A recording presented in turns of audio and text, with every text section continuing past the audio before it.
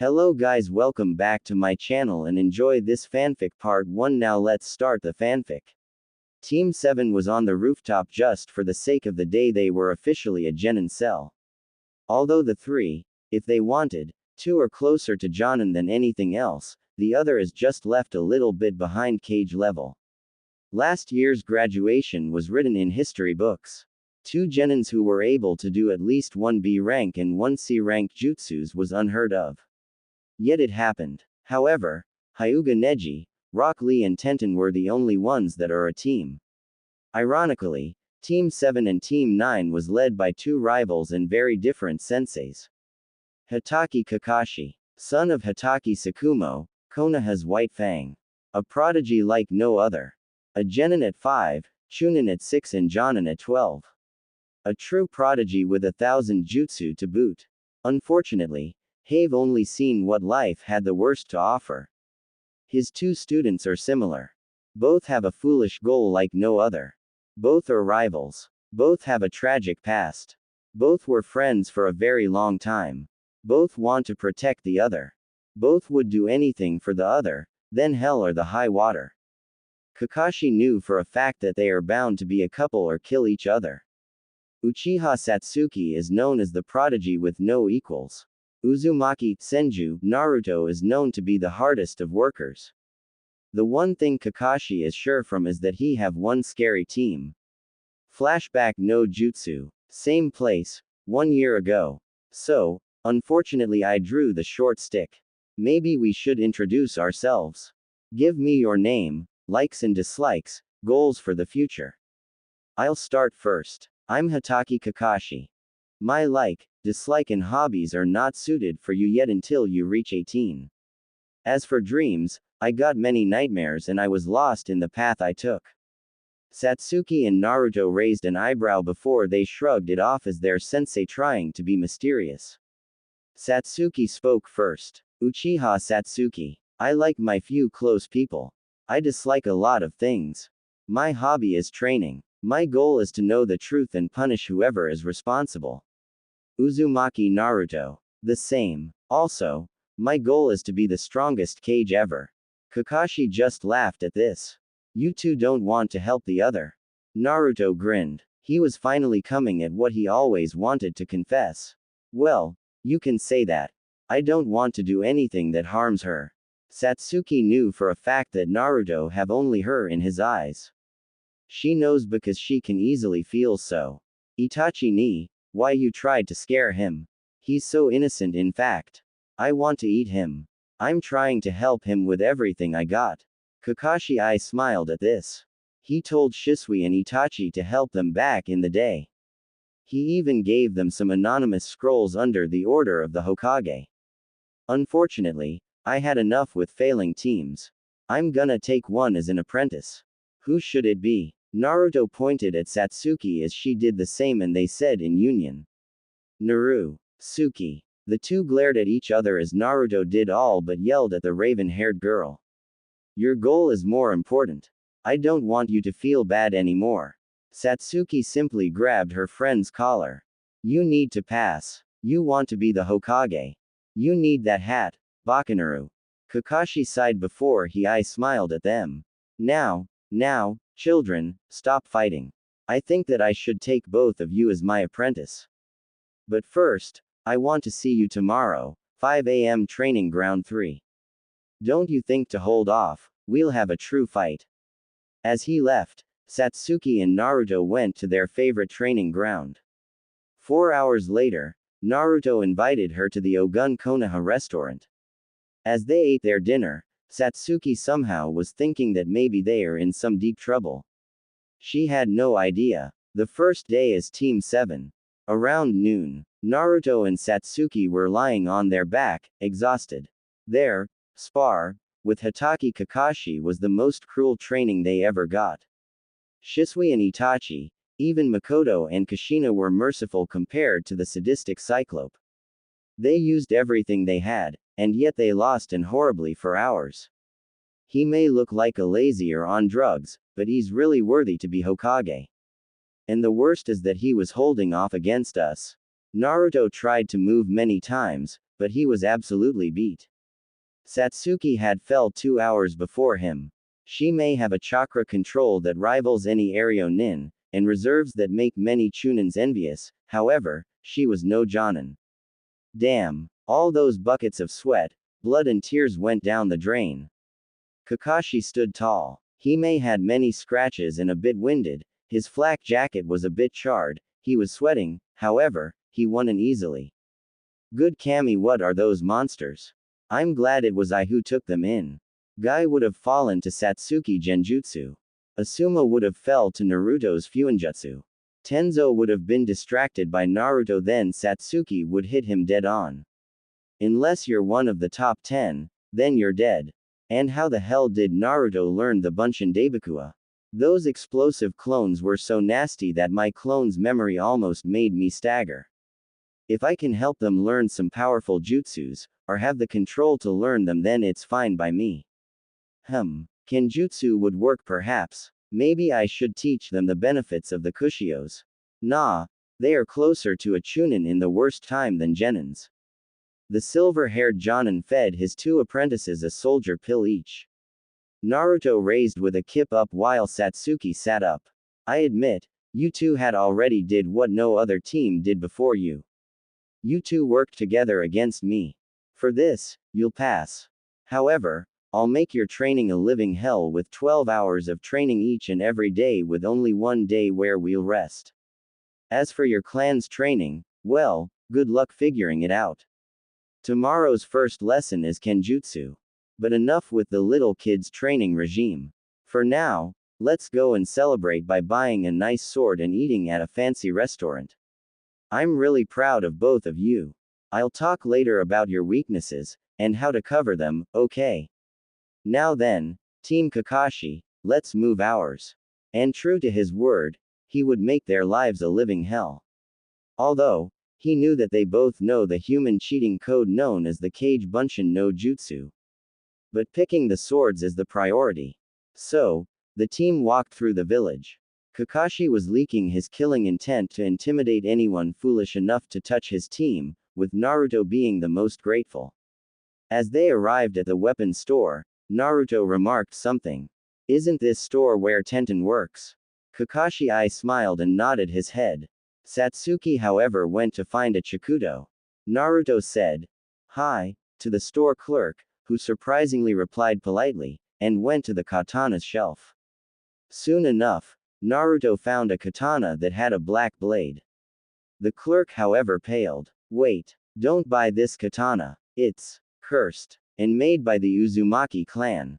The clerk's eyes widened as Satsuki, who found a Chikuto with a black sheath and hilt, went to Naruto. So, what are you gonna do about it? I'll test it. If it kills me, the curse would have done so in the future. If not, then it's on. Please, don't interfere Suki unless you see my death. No sooner than that, Kakashi revealed his Sharingan. I'll do it, Naruto. Satsuki, I'll tell you the whole story one day, deal? Satsuki nodded. Kakashi's tone left no way for discussion. Naruto unsheathed his sword and threw it up in the air as he waited to be pushed by Kakashi, or the sword would be harmless to him. But something made their eyes widen when they saw how far the sword was from cutting Naruto in two. The katana's tip almost hit Naruto in his head, yet it didn't even touch him and went away from him. Kakashi, Satsuki and the clerk released a sigh they didn't knew they held in their chest. The Hatake covered his left eye. Naruto opened his eyes as he saw the katana sinking to the hilt in the floor and away from him by several inches. He smirked an evil smirk. Hey, it seems that this sword loves me. I'll call it Kurokiryazu. Satsuki frowned before she lashed out at him, holding him by the collar, shaking him violently, and she had some canines instead of teeth for some reason. How dare you do something this suicidal? Didn't you think how I or Kakashi-sensei, Oba-san, Ka-chan, Itachi ni, Shisui ni and Hokage-sama? Didn't you? Naruto simply nodded. Then he picked the sword up, sheathing it before he said, I guess that one day I might reforge it to a Nodashi, ain't that right, my black whirlpool cutter? Satsuki raised an eyebrow while Kakashi sighed. I think he agrees. Fortunately, I think I have some materials in my house. So, Suki-chan, what will you name it? Satsuki puffed her cheeks up before she answered. The grass-cutting Chikudo, Kusanagi. Kakashi smiled at the two names. So, tell me young man, how much will it cost me? The clerk waked up from his shock. For nothing, Hitaki-san. I'll give them for free. Kurokiryazu had killed all those who wielded it. And the Kusanagi was left here for a long time.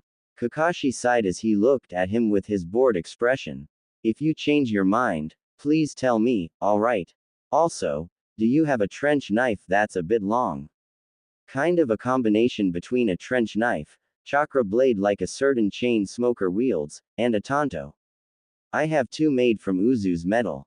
Kakashi smiled before he asked. Are they cursed too? The clerk nodded, much to the dismay of the three clients. Sunday came blissful to the two genins. The whole week Kakashi driven them to near exhaustion. Each and every day, he would teach them something useful at least. Naruto however grew up the most. While he was still short, his strength increased tremendously. Kakashi was a true monster when it comes up to training. He doesn't know the word moderation one bit. One day they truly think they're going to die, the next he's too lenient. Naruto however was able to make him open up. He was so happy that he had his team. He had a gigantic crush on Satsuki, and viewed her as his rival. The one he needed to surpass her even if he wasn't going on full throttle. Although she can nag him to death sometimes, he still liked her like no other. She was the only person whom he knows for a fact that can be his equal someday. The one person that have trust in him more than anyone else. The one person who knows about everything related to his statues. Their parents were friends. Makoto and Kushina can be like oil and water sometime, and sometimes like bread and butter. Kakashi smiled as he watched his two students read a book about their affinities each. That book was made by the Hokage himself. It was published when he was young, and was published in 7 volumes. Fire, Earth, Wind, Water, Lightning, Yin and Yang. Kakashi had read each and every volume. He made his students exchange the book's volumes, and those were the last 2. He wanted to make sure the tragedy of Team 7 ends up and as soon as possible. He knew that Satsuki have some hatred in her heart, and that so does Naruto. But the only way to release it was to fight each other one day, at full throttle. Little did he know how close that day was.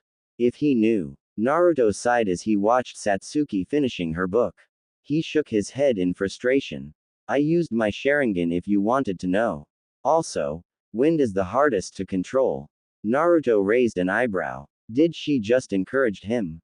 You can read the fire volume if you want to. I actually finished the 5th part. The next parts will be the hardest even for you, Naruto. I never heard of anyone without the typhoon release Kekkei Genkai mastering the wind element. Naruto grinned. Challenge accepted, Kakashi-sensei. Satsuki shook her head. Kami, he's so innocent and cute. She would never tell anyone that she loved him for long years. Never. Kakashi smiled at this. I know you can do it, Naruto. I hope you'll be a genius of hard work. Kami, know you are. Even your Kekkei Genkai demand hard work. Praise the Kami that your secret is known to only those who are the closest to you. Satsuki glanced at the boy she secretly loved. She knew that he can do it. Not today, tomorrow, or in this month. But she knew he was driven by his ambition. She knew he was driven by his foolish love. How and when will she tell him and get it off her chest? Naruto's clothes proved that he is a true shinobi. His black mask, his googles, his gloves, his boot, his Hapuri-style Hite-8, his black clothes, and the white fur collar. Suki's clothes may deceive anyone else. Her white kimono shirt and blue pants may lead anyone to make a mistake. A very deadly last mistake. At this, Naruto remembered how in 2 consecutive Saturday, they beated the hell out of Team Guy. Flashback no Jutsu. It was 6 months since the graduation of Team Kakashi and Team Guy. Guy remembered exactly what his eternal rival said. Nadaime flashback no jutsu. Here's inside as his last two Jonin senseis entered. Guy had his trademark smile while Kakashi had his trademark bored expression. Kakashi-kun, Guy-kun, report. Hiruzen was at the end of his patience. Guy reported first. Hokage-sama, Team 9 known from now on as Team Guy Pass. They are a team of taijutsu specialist and bukijutsu specialist. However, I must tell you that Lee-kun have a problem which he'll be only to use taijutsu and bukijutsu. Hyuga-kun have a natural talent, although he limited himself to the juken. Tenten-chan have a little problem that I am not able to do many ninjutsus. However, her talent is in bukijutsu. About the personalities, Tenten-chan's idol is Tsunade-sama, Neji-kun is obsessed with fate, and Lee-kun rushes a lot with no thinking. Hiruzen nodded as he thanked Guy for doing his duty. Then he turned to Kakashi. Thank you Guy-kun. Kakashi-kun, did they pass? Kakashi had the happiest eye smile he ever gave since a long time ago.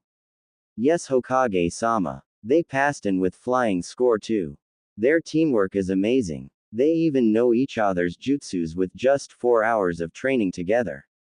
Naruto would be the best shinobi one day or another. Satsuki will become the best kunoichi one day. Their taijutsu is very solid. They cover each other's weaknesses completely. I don't want to know how strong they'll be if they learn the art of kenjutsu. And try to be much stronger. I guess I'll try and figure something out. Also, I'm happy they will be my cute little genins for a good time. I hope they won't shy away from hard work, that's all. Their level is at least mid-chunin. I know that sound crazy, but they are. Also, the fact they can use the Kage Bunshin will help a lot in their training. This is all I have to say. Hiruzen was just a little bit shocked. Chunin level, straight out of the academy. Not even Minato was that strong. The only two people he knows for a fact that were like that at 11 years old were Senju Hashirama the Shodai Hokage and his rival Uchiha Madara. Ironically, Satsuki is a descendant of Madara, a direct descendant. Naruto related to the two first Hokage by blood. The descendant of the Shodai's brother, the Nadaime Hokage, Senju Tobirama. Kakashi-kun, those two may kill each other one day, you know that. Kakashi sighed and nodded. I know. I'll make sure they don't fight each other seriously. Just a friendly spar at most. But I think you know better Hokage-sama. I'll report later. Oh, and by the way, 6 out of 7, no D ranks. Hiruzen sighed at this. Of course Kakashi will find even C ranks boring. Of course. Until they can do it perfectly Kakashi-kun.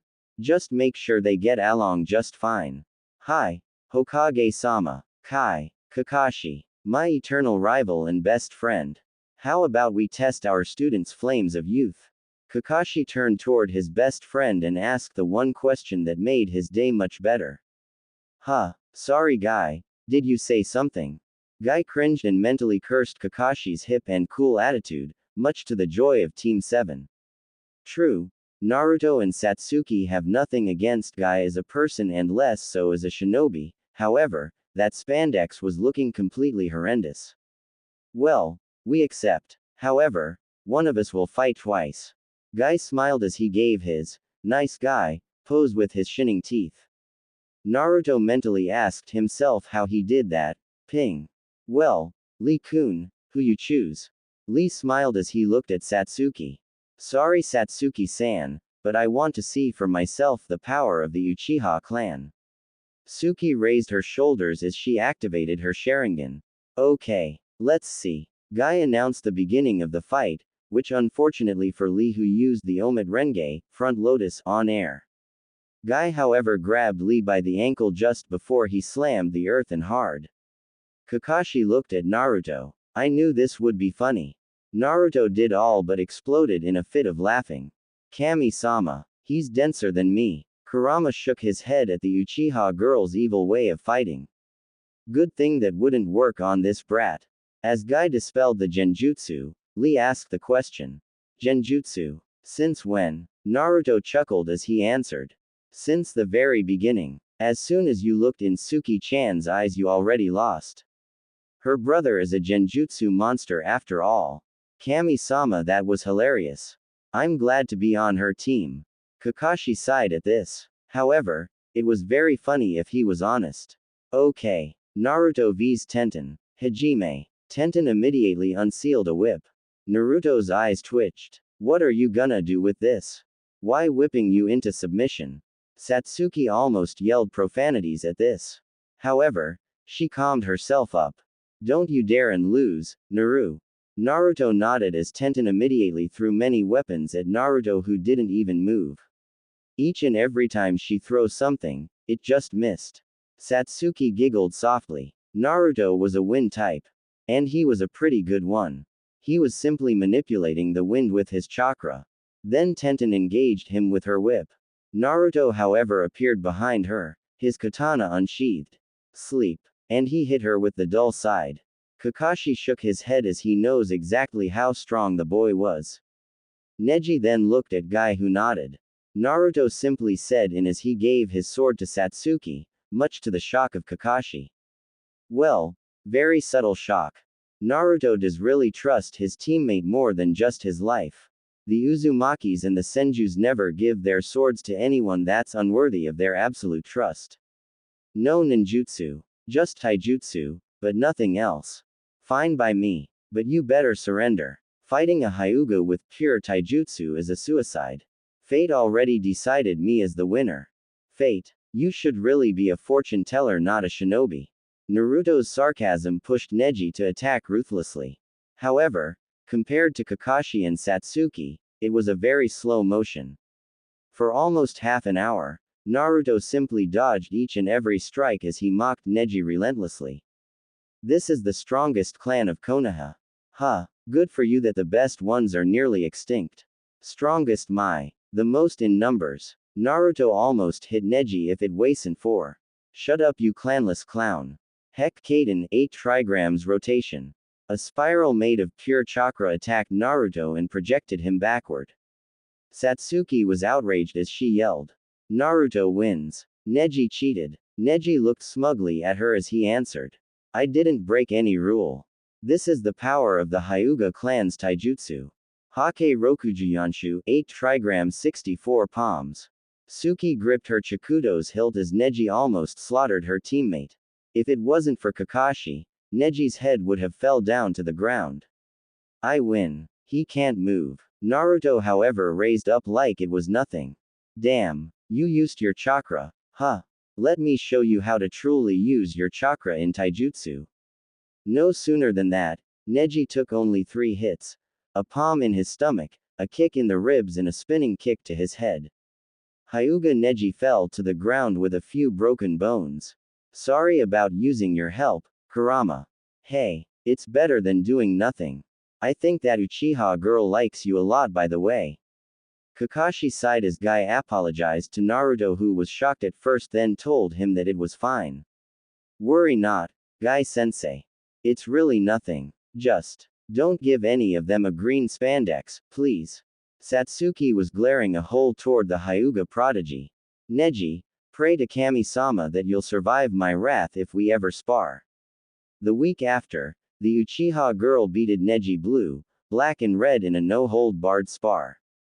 Kai. Naruto chuckled at the memory. Satsuki would never admit that she liked him a lot. And that she have a protective side toward him.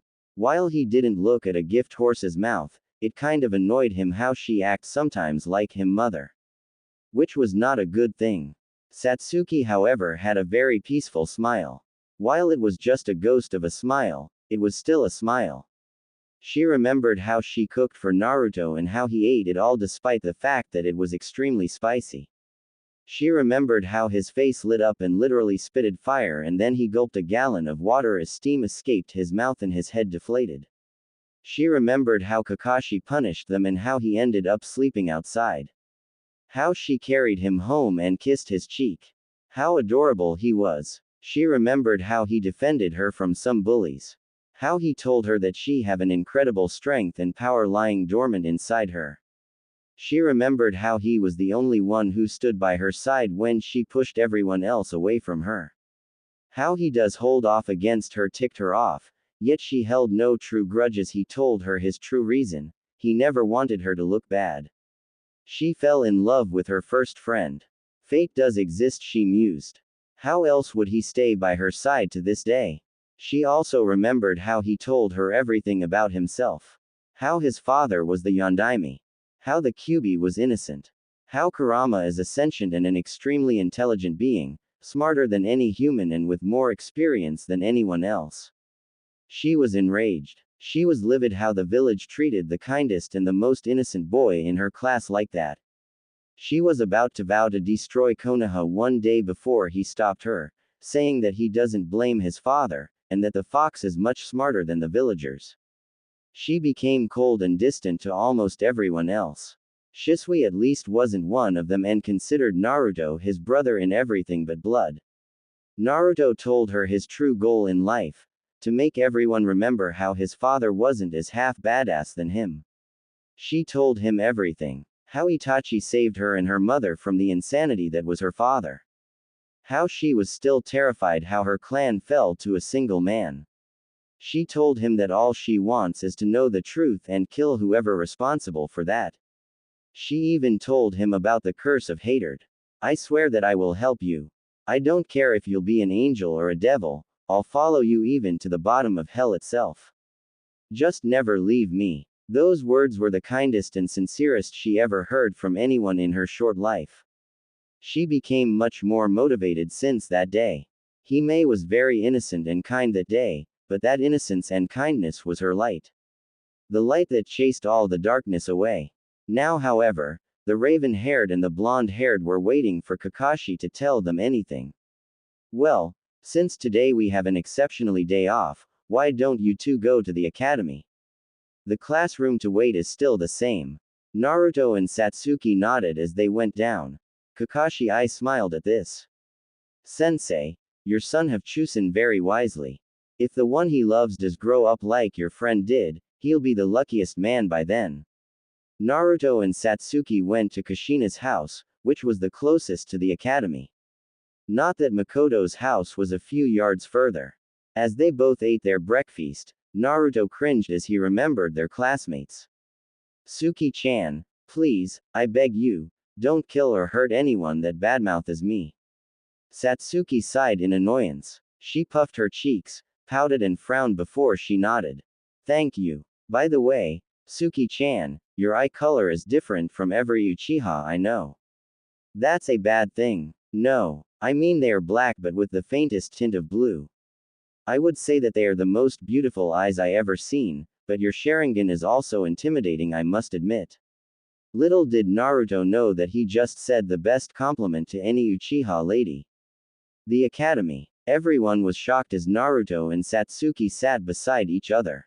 Naruto was reading a book, had his forehead protector on, but his googles were above the Konoha insignia. Satsuki was looking at the window in a distant manner. Shikamaru was shocked to see his childhood friend again. Naruto, aren't you on a mission or something?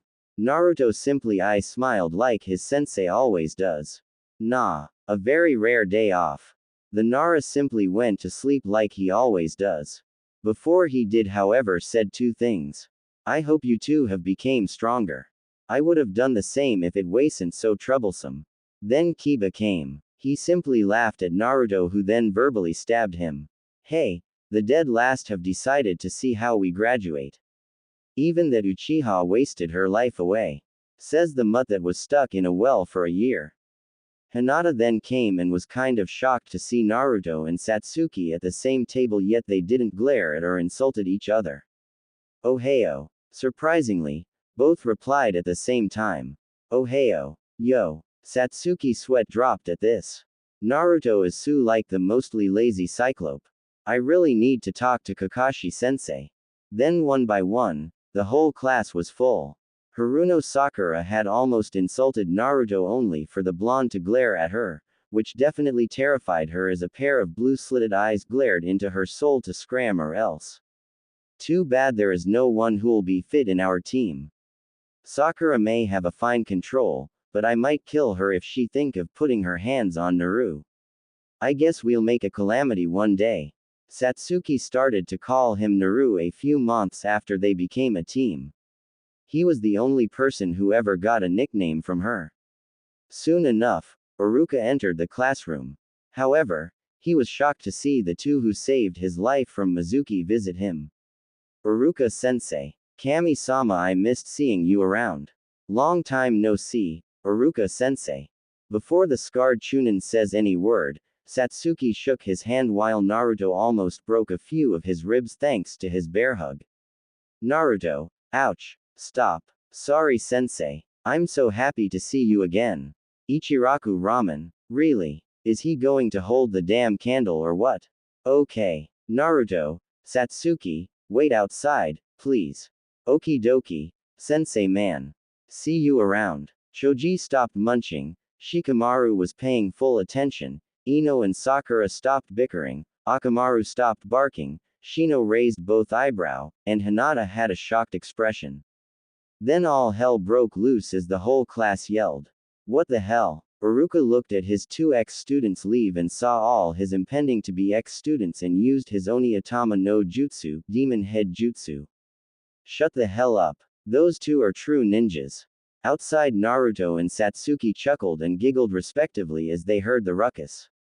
It was the same thing like always. As Iruka finished his speech, he went outside. Naruto and Satsuki asked him about the clan heirs and how would it end, who are senseis and such. Team 8 and 10 would definitely pass. Sakura may go to the hospital, or teach at the academy, or both. Naruto nodded to Iruka to continue. Suki however saw the Yumino's grim face.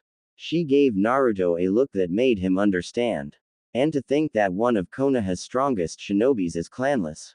Hey, guess I'll tell Jichin to upgrade the academy's standard I guess. Satsuki sighed. She knew that there would be something that will make Iruka cringe. Such as a square rock that have holes. Normally, Naruto would chide Konohamaru at a big brotherly tone. She wasn't as sweet. She simply kicked the cardboard away from them, revealing the three children. If you have time stalking us, then you must have time to train. But Satsuki Nichan, we want you and Naruto Nichan to play ninja with us core. Naruto sighed at this. Tsuru, you have an uncle who's a Jonin, right? He can play ninja better than the two of us. We could have done so last year, but I'm afraid that I can't now. However, if you graduate before we make Jonin, we'll help you out. But if that comes after, I don't know if I can take a team or not. I can back him up. Konohamaru was kind of angry at that. He almost shouted at them if Moegi and Udon didn't cover his mouth. Naruto I smiled at this. You guys will be a good team one day. Konohamaru, you need to chill sometimes. Moegi, Udon, you two need to train sometimes.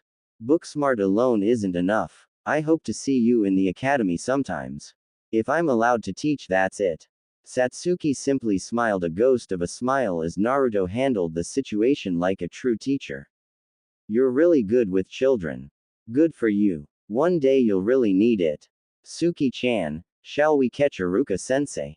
The almost stoic Uchiha nodded her head as the two went to Ichiraku.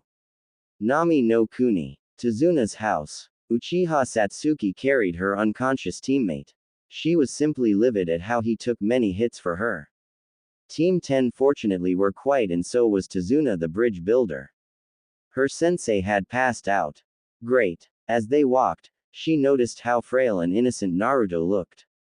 He was still an inch shorter than her, but still. She also noticed that if she was a civilian, she wouldn't be able to pick him up this easily. She was kind of using her chakra to augment her physical strength. Speaking of strength, I swear that power he have terrify me. At least my Sharingan matured. Yes. When she saw him slashed diagonally by Zabuza, her Sharingan matured. She remembered how it happened. Flashback no jutsu. Satsuki was scared by the mist. She activated her Sharingan to no avail. While she have two tomo on each eye, that cursed mist did its job perfectly. Her danger senses screamed at her to jump back. However, it was too late. Got you. Zabuza smirked as he tried to slash her. However, he slashed a masked boy. Satsuki yelled in absolute horror. Naru. The boy fell backward for a second. She saw everything even slower. As she was about to jump at the nuke nin in a fit of rage, an orange chakra cloak with two tails shrouded him. Then all hell broke loose. RAAAAAWR. The boy she saw as her truest of friends punched the nuke nin with enough force to generate a shockwave that dissipated the mist. The now feral Uzumaki unleashed a barrage of strikes at Zabuza, who almost lost a few chunks of his flesh. Until he jumped backward and his hand blurred through hand seals.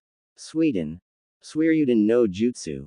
Water Dragon Missile. Two voices said at the same time as her sensei copied and used the same jutsu. Zabuza sped again, only this time he was slower. Kakashi said a scant second before him. Suiryuden. Daibikufu no Jutsu. Great explosion. The Daibikufu was easily an A- rank. A gigantic tornado of water sped horizontally and swept the Momochi away while crushing him against a tree. Naruto and Kakashi blurred toward him as two Senbons embodied themselves in the nuke nin's neck. An Oinin hunter nin appeared. Sorry for this. I was hunting him for months. Thank you for your help. Naruto glared at him with two blood-red eyes. However, his cloak finally dissipated. Then he went toward Satsuki, and gave her one of his rare true smiles. I'm happy you're alright. He then fell only for the Uchiha girl to catch him. Kakashi meanwhile watched as the hunter nin took Zabuza's body away before he fell forward only for Asuma to catch his friend. Sheesh. Tazuna, I hope your house is close. Kai. Fortunately, Team 10 never asked her about Naruto's power. She was glad they didn't. Asuma probably knew. Ino was intimidated by her silent order. Shikamaru was lazy. Choji probably didn't care. As she gently laid Naruto on the couch, the Uzumaki grabbed her waist in his sleep. She blushed at this before she stayed near him. Soon, a woman that had a striking resemblance to her, only 2 inches taller, arrived and greeted them warmly. Hey, Ninja-san. Thank you for protecting my father. Welcome at our humble house. How can I ever repay you? You're welcome. It was our duty. What's your name? I'm Satsuki. Alright. I'm Tsunami. Can I help you, Satsuki-san, with something? Yes. Thank you for your kind offer. Could you please help me patch him up? He's my teammate and friend Naruto. I'm not a doctor, but I think he's alright. He helied already. Okay. So, can you please tell me about Nami no Kuni? Asuma was outside smoking a cigarette as Ino was still rethinking about Naruto. Specifically that power that no human can possibly have. Asuma-sensei. Who is Uzumaki Naruto? Asuma smiled kindly at this. A true hero even if he doesn't know it. Ino did all but yelled. No way. Why does almost the whole village hate him? Asuma took another drag from his cigarette as he sighed in annoyance before answering cryptically. Humans can be the most stupid creature ever. Shikamaru and Choji listened before they shook their heads and went to check up on Kakashi. Zabuza meanwhile awoke as he looked at Haku with a sad expression. Haku, no matter what, if things gets rocky next time, get your away as fast as you can. That boy is as bad as Yagura. Haku was shocked by this. The Yagura that even Zabuza and Kisame fought individually and lost. No way. Zabuza-san, you gotta be kidding me. Zabuza would have rolled his eyes or shook his head. I'm not. His punch would have broke my bones hadn't I used the Kubikiribochu as a shield. He must be a Jinchuriki with a cooperative Biju. I'm guessing the worst, the Kyubi. That Biju is the most powerful of them all. If he is anything like Kushina, fighting him would be suicidal. Damn that troll to hell. The contract is now null and void. Haku smiled at this. Zabuza raised an eyebrow. Something funny. I'm thinking the same, Zabuza-san. You want me to seek them? Zabuza nodded as he told him to deliver a letter that he told him the contents. At the night, Naruto opened his eyes to see that Satsuki was sleeping with him on her lap and his arms around her. He blushed profusely under his mask and let her go. Soon the brunette waked up. Naruto, you're okay. Yeah, sorry about everything, Suki-chan. The Uchiha girl punched him lightly while softly muttering, "Baka," before she asked him like a mother scolding her child. "Why did you put yourself in harm's way for me? Why you decided to do the most reckless thing? But Suki-chan, you know why." It was the wrong answer as she bumped his head, again. "Shut up. I'm the one who's supposed to protect you, not the other way around. I don't want to lose you, Bakanaru." Naruto sighed at this before he felt two soft pink lips crush against his. His eyes widened in shock as he just had his first kiss. "Don't be reckless like that. You must be the Hokage one day. I want you to surpass your father."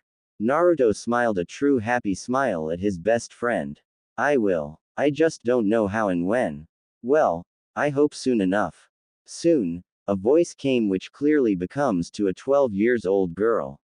"So, care to explain?" Naruto raised an eyebrow. "Ino. Explain what?" The blonde girl smiled impishly. "Why, how come you can use that jutsu or chakra mode?" Satsuki however activated her Sharingan.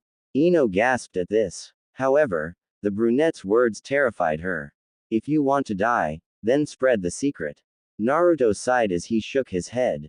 "Well, no can do then. Sorry Ino, no offense, you're a good girl and all, but this secret is the second most guarded one in Konoha. As a shinobi, I don't know when or if to talk about it." "You can say that it's a clan jutsu." Ino raised an eyebrow in shock before she asked. "The Uzumaki is a clan." Satsuki palmed her face at this as she explained. "Yes, a clan then specialized in fuinjutsu. They were also called kings of the seas for their unparalleled Suiten and futon prowess. However, it had shared the fate of the Senju clan." Naruto frowned grimly. He went to Uzushio last year. He saw how his clan fell after a very brutal and brave fight. He saw also how a few were able to run away. He knew that the barrier was a level 15 at least. He knew that there's someone responsible other than Iwa, Kiri and Kumo. Whoever he was, if he was alive, he'll pay with his blood a very horrible and horrifying death. My clan is down to only me and Ka-san. I hope to meet one or two of my clans by luck, but I know it's near impossible. Tsunade Obasan, I will find you." Satsuki looked at her best friend's painful expression behind the mask. She wanted to comfort him, yet she knew she can't. Ino nodded sadly. Naruto was a prankster from hell that almost all of Konoha clans and civilians got pranked by him with no proof so far. But he was also a good boy. "I'm sorry to hear this, Naruto. Just talk to Ka-san sometimes. She's a good therapist and an amazing psychologist." "We'll do." Konohagakure. Earlier that day, two women were chatting as they both felt their hearts ache in the worst possible way. "Kushina-chan, Makoto-chan, did you feel that? That was way too synchronized. You too. Does this mean that Suki-chan, Naru-chan is in a grave danger?" However, for some reason, before they change into their gears and rush to Nami no Kuni like some unstoppable runaway diesel train, they both felt much better. Like everything was completely fine. Like they were relieved from the heaviest of burdens. A few hours later, both women had the urge to smile. The next day, Nami no Kuni. Naruto was doing a lot of physical training as Satsuki was simply resting under the shade of a tree. That boy was always so energetic. Like a shark on steroids for lack of better words. Their musings however stopped as a beautiful raven-haired girl, boy, believe it or not, arrived at them. She had fair skin, a black choker and a pink kimono. "Hello. Are you two Kakashi-san's students?" Naruto raised an eyebrow at this. "And what if we are?" The girl raised her arms in a defensive manner. "Easy easy. I'm a friendly, alright. I'm nothing but a messenger. Now please believe me. Oh, and I'm a boy." Satsuki and Naruto nodded as they had a very different reaction mentally. Unknowingly to each other, they thought the same thing. "No way. He's this EFIMINATED. Okay. I'm Naruto. This raven-haired beauty is Satsuki-chan. But don't even think about it. What's your name, young man?" "Haku. So, you two are Kakashi-san's students?" Naruto nodded. Haku simply gave him a letter before he added with a sincere smile. I really hope to be your friend soon enough. Kakashi woke up sweating and almost swearing. He checked his surroundings with his eye. Not finding a threat, he finally relaxed in his bed. Soon, Naruto and Satsuki came in. He raised an eyebrow before they handed him the letter with Naruto saying that it's for him. He read it before he smiled behind his mask. Dear monkey, I figured that Gato might try and kill me. If I were you, I'd kill that fathole. Do so, pay me, and I promise on my honor as an ex-Kiri nin to repay you. I know some interesting gakis that maybe your green village love to have as shinobis. Take care of those 2 gakis and make them into 2 splendid shinobis. P.S. You Hataki. Kakashi laughed as he didn't expect that ending on Zabuza's part. So he gave his orders to his genins. So, my cute little genins, how about to go, hunt a troll, get into his mind, and make a tidal wave. Naruto rubbed the back of his head as he tilted it. Satsuki however smirked. Maybe we can have fun, Naru. I think I can use that henge if you want to. Or I'll wait for you to use the transform and seal tactic. Naruto smirked at this. Sealing an evil bastard troll. This would be more than fun. Later that night, Naruto sent a cage bunshin which used the henge to transform into a bug. The clone flew around until he found Gato. All he did was to draw a sealing paper, seal the snoring troll within it, and flew back away like it did nothing after the henge. As it arrived where Naruto and Satsuki were, it undid its henge, gave the scroll to Naruto, then disappeared into a plume of smoke, sending its memories to its original.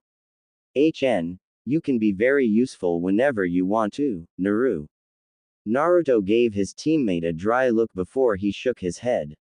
Thanks. At least I earned my place in the team. Let's hope to make it into Jonin soon enough. Being a Genin or a Chunin. Missions like those are the ones I signed in for Dadbao. Satsuki smirked at this. She couldn't dream for any better teammate. While she was more of the brain, Naruto was that terrifying brute force that can bulldoze through anything. You know we make a good team. A shame that we have only sensei. Quality is better than quantity. How many shinobi does it take to destroy Iwa's battalions? A few, I guess. Your father and my father, Kakashi sensei, Guy sensei. I guess. I mean quality triumph over quantity at a certain level. Coming from the one-man army. One-man army or not, I can always kick your Suki-chan. You're on it. And soon the two sparred for hours until Satsuki finally won by mounting the Uzumaki. Didn't you say you're going to kick my? Naruto had a mischievous smile before he turned her around and mounted her.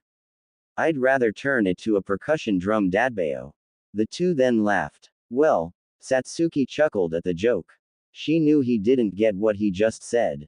Ino was stunned how Satsuki knew how to get into someone's mind. While not quite as good as her Shintention, her Genjutsu was so good that the victim would lose upon looking into her eyes. Damn, Satsuki, you are scary when you want to. I try.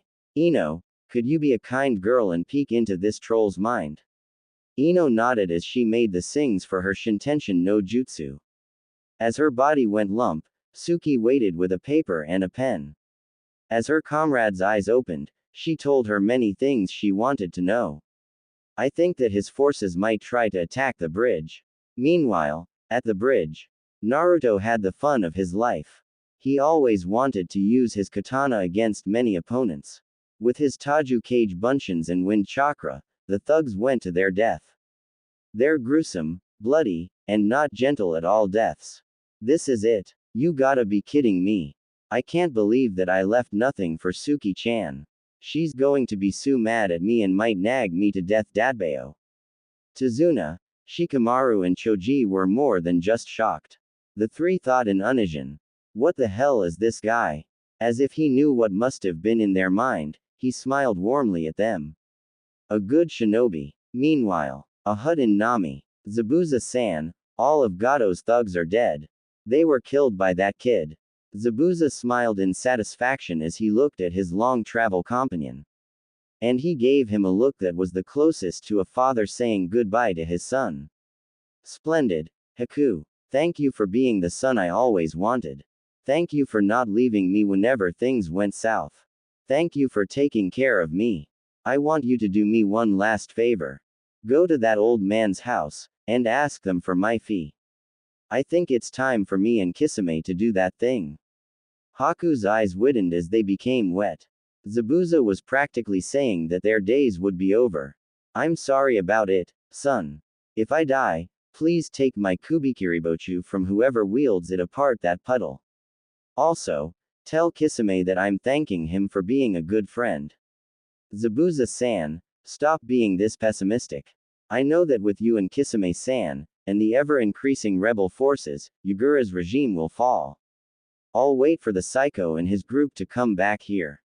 I might stay here for a little while before going back home and reclaim what's ours. Zabuza had a very sad smile on his face. Haku was truly like a son. It was a shame that he'll let the group of young children away to a foreign village. But he couldn't risk their deaths in a war. No, it was his sins, not theirs. It was his path, not theirs. Kisame, I know you'll understand, my friend. Meanwhile, somewhere unknown, children, I'm glad to know you. You changed my life and gave me a purpose. For this I thank you. Now go. I won't say goodbye, 'cause I wish to meet you again. If I won't, then I'll wait for you to die of old age, hopefully. A chorus of, "Thank you, Sensei," rang through the ship's cabin, which was a music to the tall person's ears. Naruto finally escorted Tazuna to his house. He was now absolutely bored. While he can use his cage bunchins to help building the bridge faster, he decided against it. He tried to teach the many orphans about chakra and how to use it. At least he would be a hero. Naru, what happened to you? Why are you covered in blood? Naruto gulped. Satsuki can be scary like his mother, if not terrifying sometimes. You see, I fought against Gado's men. I killed each and every one of them. You feel horrible. Naruto grinned at her. Nah, they were planning to do things that made my blood boil. I didn't know why. I feel much better now. Satsuki smiled at this. It was about damn time her best friend accept that aspect of their lives. Now at least he did. Say, did you use that katana? Naruto nodded at this. Satsuki immediately deduced about the Uzumaki's bloodthirst. The curse of the bloody-haired clan. Naruto nodded grimly. Satsuki then surprised him by putting a hand on his shoulder. Worry not, Naru. We both know that he was right about killing them. You trust. You know who. Hey, he lived for a longer time than any of us. It's natural for me trust his wisdom. Naruto I smiled at her as she then dragged him toward Kakashi's room. As the two entered, their still weakened sensei raised an eyebrow. The Uchiha let go of her best friend's hand. Kakashi-sensei, Naru killed all of Gado's hand. Kakashi I smiled at this. Naruto however revealed his face as it was boring a guilty expression. Am I a monster? Satsuki bumped him lightly on his head. As he turned to her, she was shaking her head with disappointment. Sensei, could you please explain? Kakashi sighed. No, you are a shinobi. Better them than you and Tazuna-san. But Naruto, I know you are a kind soul which never kills unless there's no chance of redemption for them. Naruto, don't blame yourself. Naruto glared at him. Does it matter? I mean I killed them myself. I mean I'm a bad person. I felt better killing them. Kakashi sighed at this. No, you are not. You hesitated at killing Zabuza. You could have killed him and the fake Nin. But why you didn't? Naruto smiled at this as Satsuki voiced her opinion. You feel that they have some good in their heart, didn't you, Naru? Naruto nodded. Change of subject, what will you do now? The plan to make the wave stand up had fell down the drain. Maybe I'll train some kids in taijutsu and chakra control. Satsuki laughed a bit. Naruto took a mental note how her laugh was melodic. He wondered if she was a good singer. What? You? Being called Naruto-sensei. Imagine me being called Satsuki-sensei. Naruto smiled at that. You'll do fine. You are a genius after all. Satsuki glared at him while pouting and puffing her cheeks. Oh Naru, seriously. You know that I work too hard. Naruto snorted. Please. I work 12 hours straight. You need at least 3 rests. At least I am not as dense as you. Kakashi looked as his students had their usual glaring match before both laughed. It became a routine for Team 7. Kakashi-sensei, should I carry you? Kakashi shook his head as he used 2 crutch to walk around. Downstairs. Tsunami, like I told you, this kid is definitely not normal one bit. Tsunami shook her head at her father's antics. He saved our country. He saved your life. Tazuna laughed at this before he replied. No, I mean he inspired courage in the hearts of the next generation. He inspired courage in my workers' and friends' hearts. Also, his smile was very warm whenever he didn't do that did. But he's kinda bipolar. A new voice soon came to their ears. Who's bipolar, Dadbao? Tsunami's and Tazuna's eyes widened for a second as Naruto entered, eyes milling, and Satsuki was smirking. Kid, how could your personality shift a 180 degrees so fast? Satsuki laughed softly at this as Naruto grew a tick mark. Hey, I'm a ninja. You hired a ninja for the job, not some brats. By the way, where is Team 10?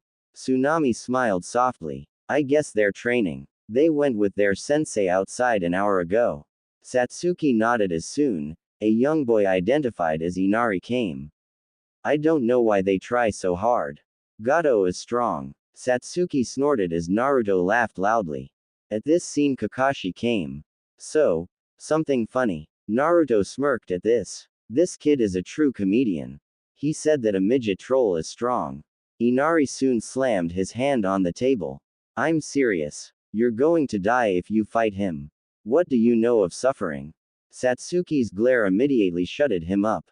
Naruto's eyes, however, putted the fear itself in his soul. Tell me, did you get beaten near to death? Did anyone gave you a trauma? Did you starve? Did you watch your family getting murdered with cold blood with no discrimination? Did you see your most trusted person kill your own father? Did your father commit suicide leaving you alone, huh? Did you get nothing but curses, glares, insult and cold eyes from everyone, you and your mother, for being the Ing heroes? No. Then you have no Ing right to talk about pain, you little coward. You have your mother and grandpa. The village doesn't hate you. I've seen how the other children are. Your grandfather is a damn hero. Either you do or say something else or shut up. Life doesn't care about you, so face it and stand up for yourself.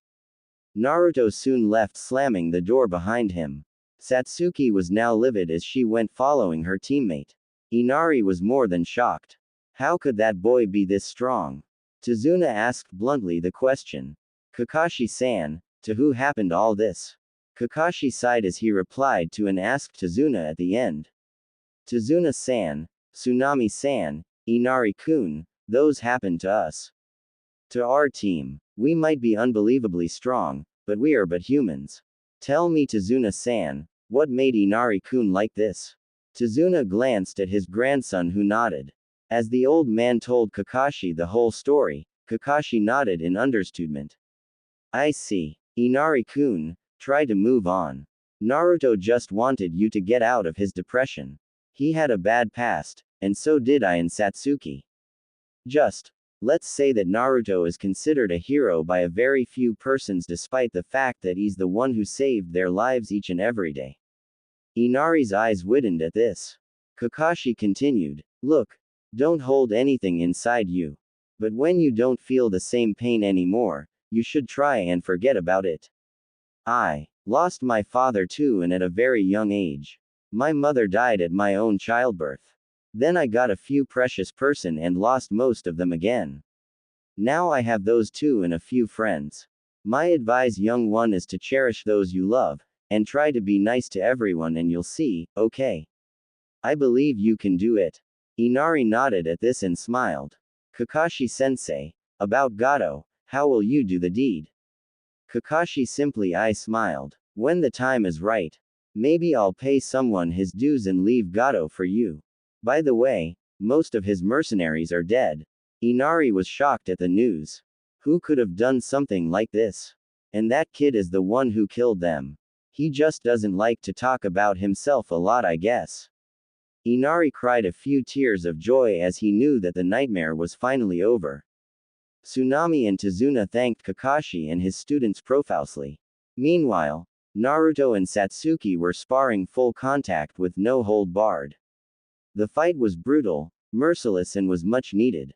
At the end, it was yet another no contest only thanks to Naruto's massive endurance. Thank you, Suki-chan.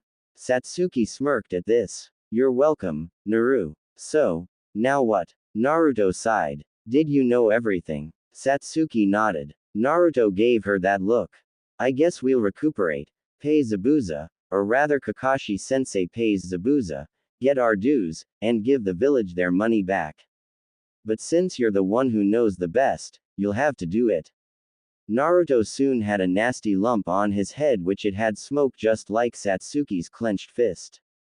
Bakunaru, you're coming with me. Naruto nodded at this. Hi. The two then did a kip up like always and sped to Gato's mansion. The rest of the mission was more of a vacation than mission. Naruto's cage bunchins were either helping building the bridge, or was teaching the kids how to fight and use their chakras. Suki was helping him to teach the kids, well, her cage bunchins at least. A week had passed since their battle with Zabuza. The bridge was almost complete. However, a thick mist arrived. Kakashi and Team 7 were on their guard as a grave sound came from everywhere. Kakashi, do you have my money? Kakashi I smiled. Well, I have half of it. 20 million ryo is enough. Zabuza smiled at this. Kisame finally appeared. Hitaki-san, I think it's more than enough. Alright children, go to your new mentor. The mist dissipated revealing a tall blue-skinned man with shark features, a large bandaged sword on his back, but also revealed more. A red-haired girl, an orange-haired teen, a white-haired teen, a white-haired boy, and a black-haired effeminate teen. Karen, Jugo, Kimimaro, Suigetsu and Haku respectively. Kakashi-san, please take care of those children. Adopt them into the Hitaki or the Uzumaki clan. Kakashi eyes widened. You knew that there's an Uzumaki on my team. Zabuza laughed as he told him how Haku knew. I heard that Gato had disappeared. Who could possibly kidnap a man and seal him alive in a scroll? Kakashi palmed his face as he muttered. Oh great, what the hell did I thought of doing? Suigetsu however smirked. So, can we call you Two-chan? Everyone safe for Kakashi laughed as Naruto and Satsuki finally arrived. Naruto raised an eyebrow as he heard the whole thing. Sure, Ka-chan would be overjoyed. I mean having a single child left her kinda lonely. Kisame smirked. By the way, tell Kushina-san I said hi and thank you for sparing my friend's life. Kid. Naruto nodded at this. He always dreamed of a big family. But first, so, who likes ramen? None of them had raised their hand and Karen asked. What's ramen? Naruto's eyes widened and Satsuki laughed at this. Kami-sama, they never tasted the best food ever. We'll need to do something Kakashi-sensei. Oh I know. Everyone, let's eat together. And soon he pulled a scroll which contained a lot of Ichiraku's special ramen. Well, he did gave a bowl to each and every child he met at the wave. Kisame ate a bowl and surprisingly gave a bowl to Samahata. Then he gently nodded to the kid. You know, if me and Zabuza come to the leaf, maybe we'll eat this delicious food again. The children however ate their food silently enjoying it. Satsuki however kind of hated ramen unless there's some tomatoes in it. Fortunately, Naruto did just that. A chorus of tasty later. Jugo, Kimimaro, Haku and Suigetsu remained silent until Naruto looked at Karen for a little too long. Karen was it. We have the same blood. Karen's eyes widened at this. How? Well, you see, I have a friend just right here. He helps me always. As Naruto put a hand in his stomach, Kisame explained about the Jinchurikis. The children, amazingly, took it better than everyone else in Konoha. They even considered Naruto as a true hero for sacrificing his life, more than anyone else for being sacrificed without his knowledge. By the time the bridge was finished, the newcomers have forget a thick bond as Team 7. While ironically called Team 7 became a 7 Genins group and Kakashi as their father figure. Also they swam a lot of times. That had to count. Naruto didn't truly like Team 10. But Shikamaru and Choji are his friends. Haku also told him and Satsuki that they'll be unbelievably strong. Stronger than anyone they knew. Zabuza and Kisame left with the money after the second strongest Kiri Nuke Nin apologized to Tazuna, who understood why Zabuza and Kisame needed a lot of cash. They wanted to get the old Kiri that used to embrace everyone back. Jugo and Kimimaro were the least to talk. While calm and quiet, the Kagaya still have some kindness buried. He wasn't Haku, who's one of the kindest soul you can meet, but still. Jugo also begged everyone to chain him whenever he asked them. Naruto told him that between him and Satsuki, there's only a few that can match them. Also, Kakashi jokingly called them Team Kekkei Genkei. Karen protested for a little while before Kakashi told her that they'll awaken it. Surprisingly, Naruto said nothing. Satsuki however knew that her best friend and teammate have a Kekkei Genkei. An elemental one like no other. The Mokuden. Kakashi knew his sensei's family's tree. He knew that Naruto's name was so it doesn't draw much attention, just like his father who took his mother's maiden name, Namikaze. However, Naruto needed to train in his Kekkei Genkei. Kakashi knows that he may have surpassed his Kumarade Tenzo a while ago. Why Naruto doesn't use his Mokuden yet? He would after being a sage and becoming a Jonin. Kakashi watched as his team talked idly. So, Naruto, do you like animals? Naruto had a huge grin on his face behind his mask. Of course I do. Suki-chan, can I introduce him to Indamari? Haku asked the Uchiha about the name. The girl however shook her head no. Do you want him to die? I mean even I and Kakashi-sensei are not close. She stopped attacking us because of you. Naruto laughed sheepishly as Karen now asked. What is it? A dinosaur? Satsuki nodded as she explained. 3 years ago, Naru found an egg when he tried to use the Kushios. I found a hawk called Garuda. Naruto took care of the egg for 2 months until it hatched. But what it hatched was a freaking theropod. Anyway, at only a year old, she became way too ferocious and she only doesn't attack Naruto. But Suki-chan, she was at a developing stage of his life. Poor Indamari, she's left alone in the forest of death. Satsuki glared at him warningly. Don't say it. How come she forgot about me? I mean she've seen our faces first. I visited sometimes, like each and every day. Satsuki sighed at this. Fine. But one day, you'll have to get her out before she kills someone. Naruto's eyes widened before he told them. I remember why. You didn't visit her for a very long time. Satsuki nodded at this. Now it made sense. Kakashi chose this moment to interfere. Well, she's a huge help I guess. By the way, why don't you summon her? Naruto however shook his head. What if she'll go berserk like always? This time, an old voice in his head replied. Why don't you try? Lucky reptilian bird gets to see the world. I'm sorry Kurama. I tried. Kami-sama knows. I hope you'll find the key. But my advice to you, fight me only when you become a sage. I recommend the toads, I hate them, true. But at least they're nice. Also, if your girlfriend get the snake contract, and that rabbit gets the slugs. Kurama. Suki-chan isn't my girlfriend. Hell, even if I ask her out, I doubt she'll say yes. Please Naruto. You two are doing everything a young couple would. Well, you two might fight each other at full power before so. The only way to beat her curse of hatred is by fighting at the fullest of power. If it comes to that, I have an amazing thing I thought about for a long time, yet Kushina and Mito were never like you. You wanted to know my name. You accepted me as a very wise being, and finally, you're proud to be my partner. So, as soon as she replace her eyes with her brother's or mother's, You two are going to fight so you can finally push each other. Naruto mentally nodded grimly. He then had a soft smile under his mask. Kurama, if I die, please promise me to take care of Suki-chan. As much as I hate Madara, I will just for you. The gigantic fox then went to sleep as Naruto came back to the outside world. I'll do it. He then put some of his blood as he did the hand seals. Kuchio's no jutsu, and a huge plume of smoke appeared. A huge carnivorous dinosaur with a surprisingly long and muscular, for a theropod arms that had 3 fingers and a thumb each, a quill of feathers on her neck, a large body that would be about 17 meters long, and was a 2 stories high appeared and roared loudly. Naruto, what now? Naruto grinned. Hey Indamari, I missed you.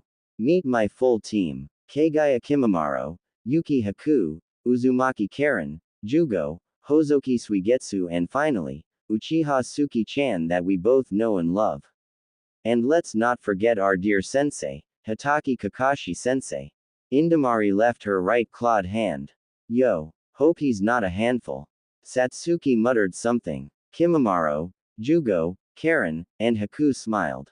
Suigetsu however was shocked before he asked. This is the Uzumaki clan's summon. Man, that clan is so cool. Can I summon someone like you, Indamari-chan? Indamari growled at Suigetsu before she had a predatory grin. Nah, only Naruto can summon me. The reason is that he took care of me as an egg, so as a teen I have to be his friend. Everyone's eyes widened. Then a chorus of yells minus Naruto shouted loudly. You are a teen. Naruto laughed loudly as he shook his head. Nah, she's not a hatchling, but barely. Also, she's the second largest summon in about 2 or 3 years. Good thing I never told them about Mosasui. That was a gigantic summon. Unfortunately, I can no longer summon her since last year. Indamari laughed as she told them that her species is just abnormal, kind of like Naruto. By the way, Naruto is like me and abnormal. Unfortunately, I can't teach him senjutsu. I guess Fukasaku-sama and Shima-sama would be thrilled. By the way, Satsuki-chan, I think I'll talk to Aoda and convince Manda-san how bad Orochimaru is. Nah, sorry that I can't, but I think that Aoda would love to meet you one day. See you around. And she disappeared in a plume of smoke, leaving the whole team baffled until Suki asked Kakashi. Who are Aoda and Manda? Kakashi sighed as he replied. Manda is the boss summon of snakes. Aoda is probably his relative, I guess. Anyway, summons vary, but you tell them whenever or not their terms are acceptable. Naruto sighed. Carnivorous summons are very troublesome. Indamari told me once that she eats and kills humans sometimes. Where do you think the bodies went? Satsuki smirked at this. Good to know that those low lives did something good with their deaths. I would only summon a snake that's nice and doesn't demand human sacrifices though. Naruto unconsciously hugged her, proud to hear that. Suki-chan, would you please go on a date with me? Please. Satsuki sighed at this. I'm sorry, Naru. I would love to go but you know why I can't, yet at least. Naruto nodded as he understood her reason. However, if we're going as a team, please everyone take another table. Naruto's eyes widened at this. Was she really innocent like him and didn't know what date means? No, innocence is not for me, but rather for you, Bakunaru. Naruto then laughed at her denial. She can be sweet sometimes. Meanwhile, Konohagakure, a tall, white-haired man knocked on Kushina's door. Hello, Jiraiya-san. The red-haired woman looked at him in a slight anger. Sorry about not visiting until now. Did you tell Naruto that I'm his godfather? No, actually, he would slice you if I did.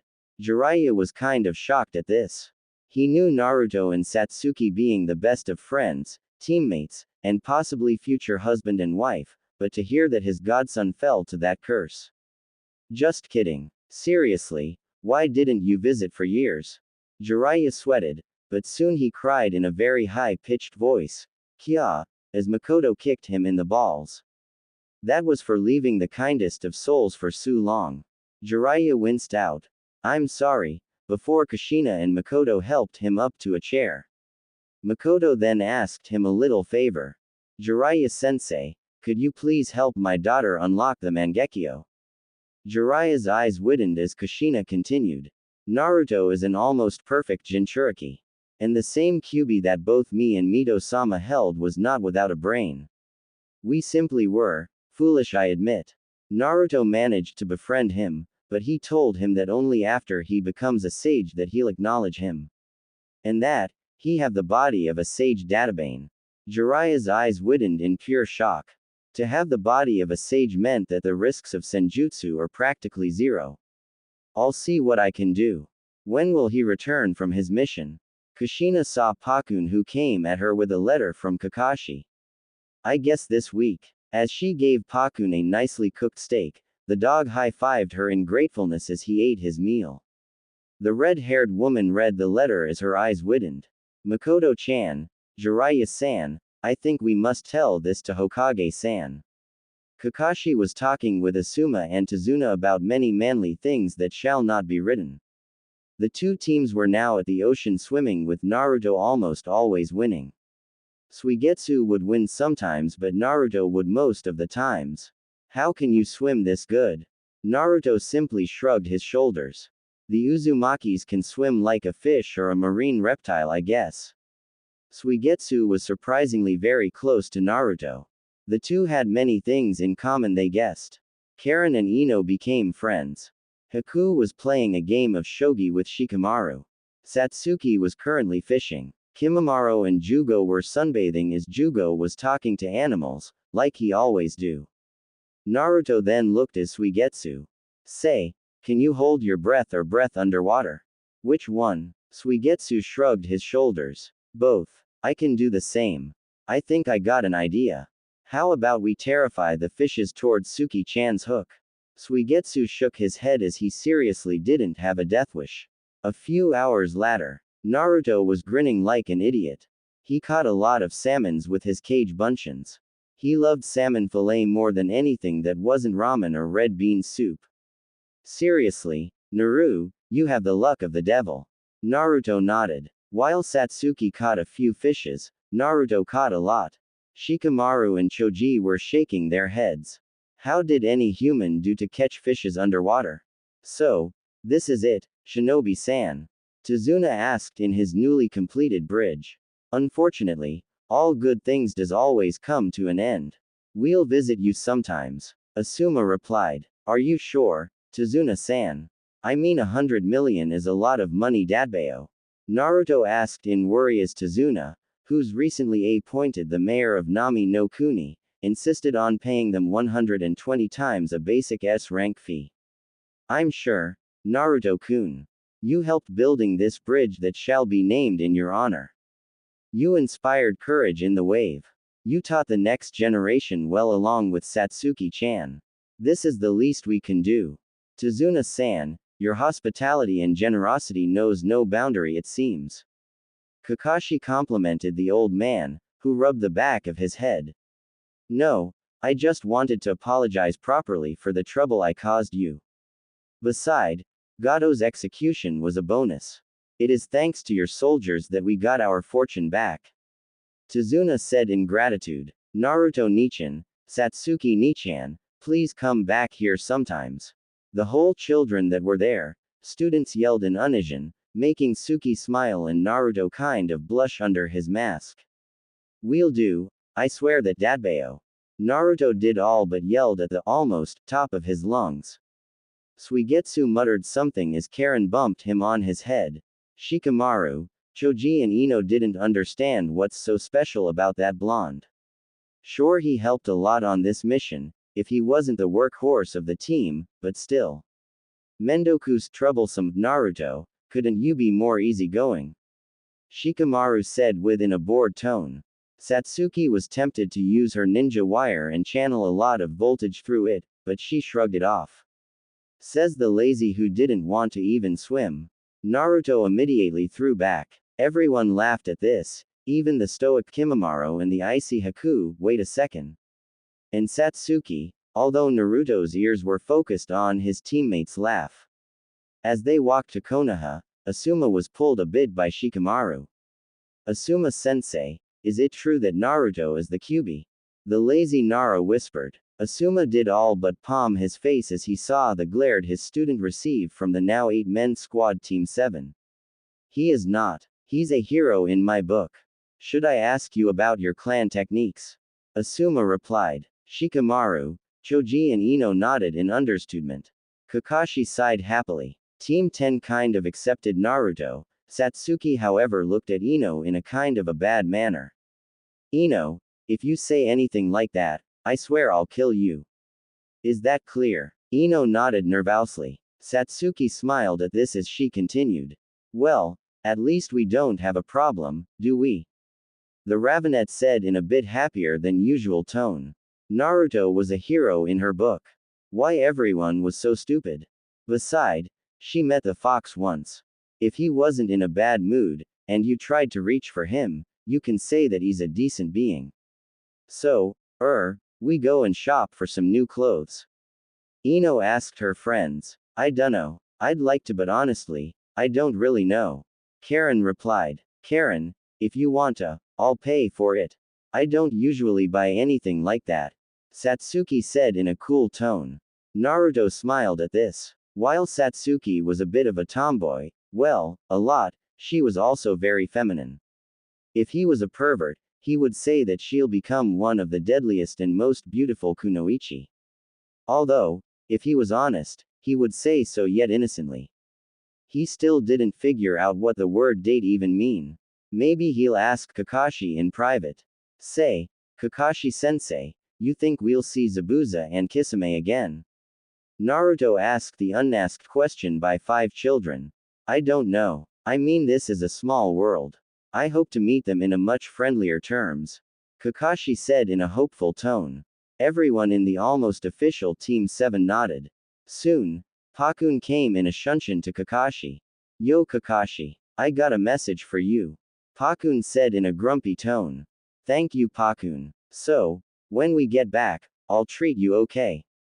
Kakashi promised his ninkin. Before I go, who wants to touch my pad? It's soft. It's super soft and bouncy like basil leaves.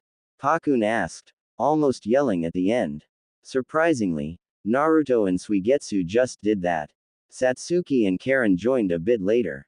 Wow, it's soft for a dog's pad. Naruto thought. He's not lying. Karen thought. I think I know why I love animals. Suigetsu thought. Why am I doing this?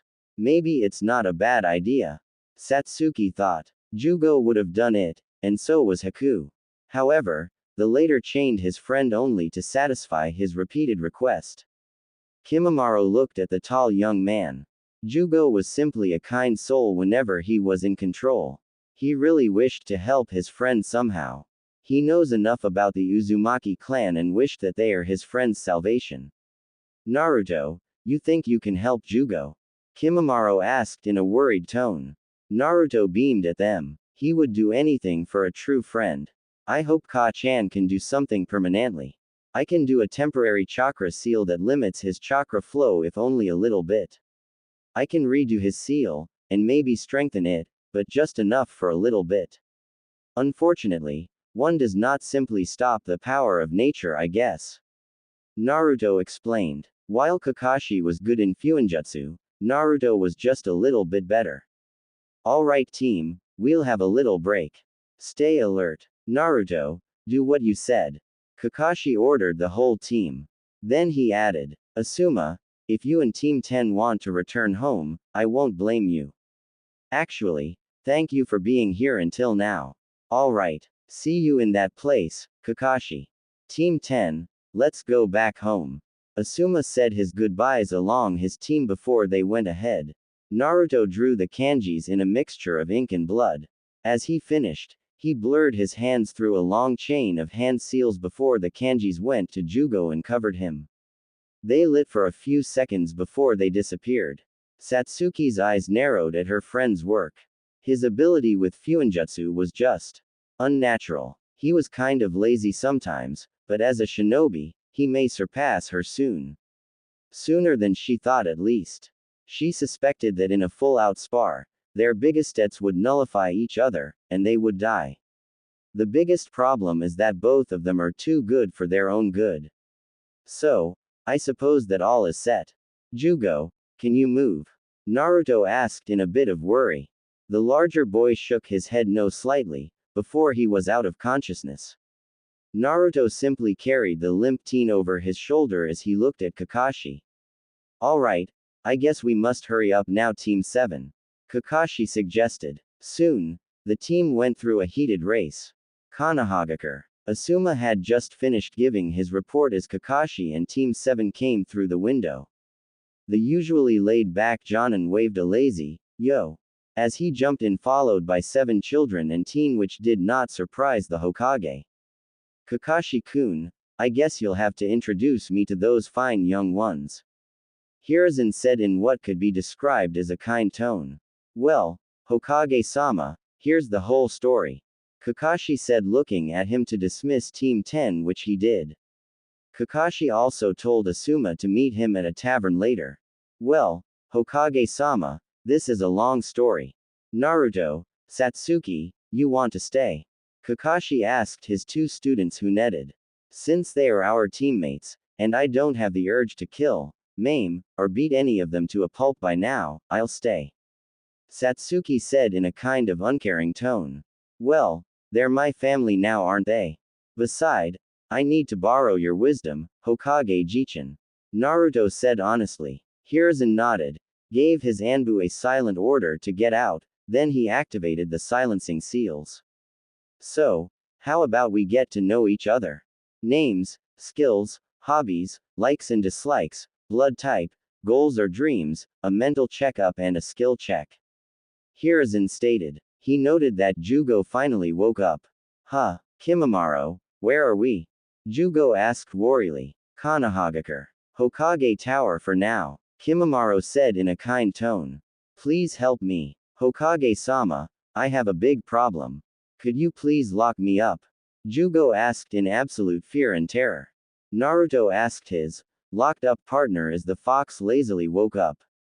Kurama, say, do you know his problem? Naruto asked in curiosity. He continuously collect the natural energy without controlling it. If my guess is right, only an Uzumaki and a sage can help him out.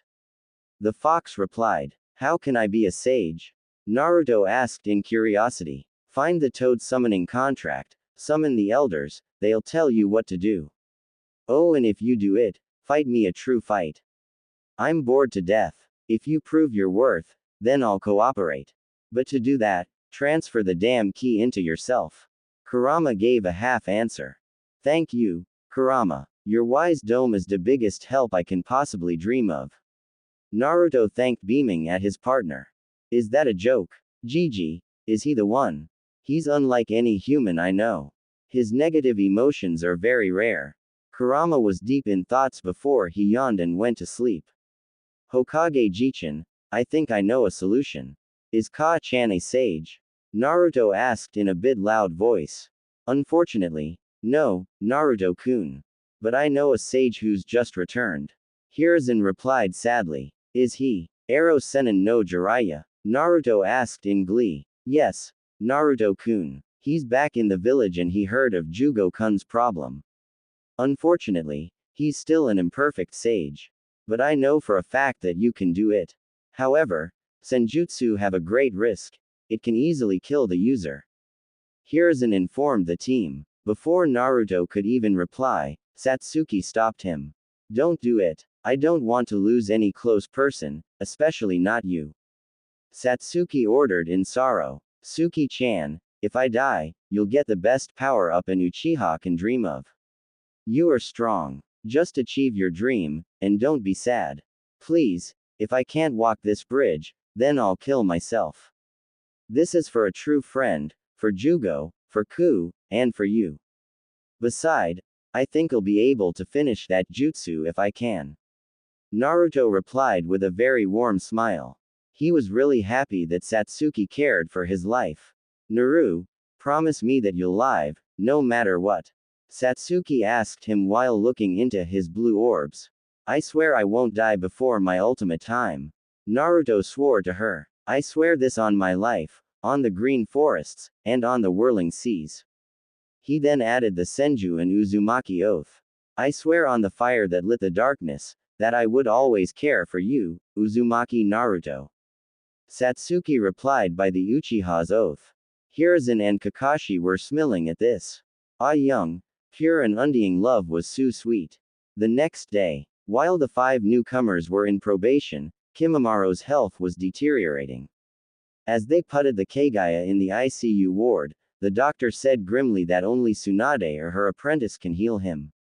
Suigetsu, Karen, Haku and especially Jugo, who was locked up, were devastated. Kimamaro deserved much better. Naruto's fire were lit even more. Jiraiya was a pleasant guy, if he wasn't so perverted.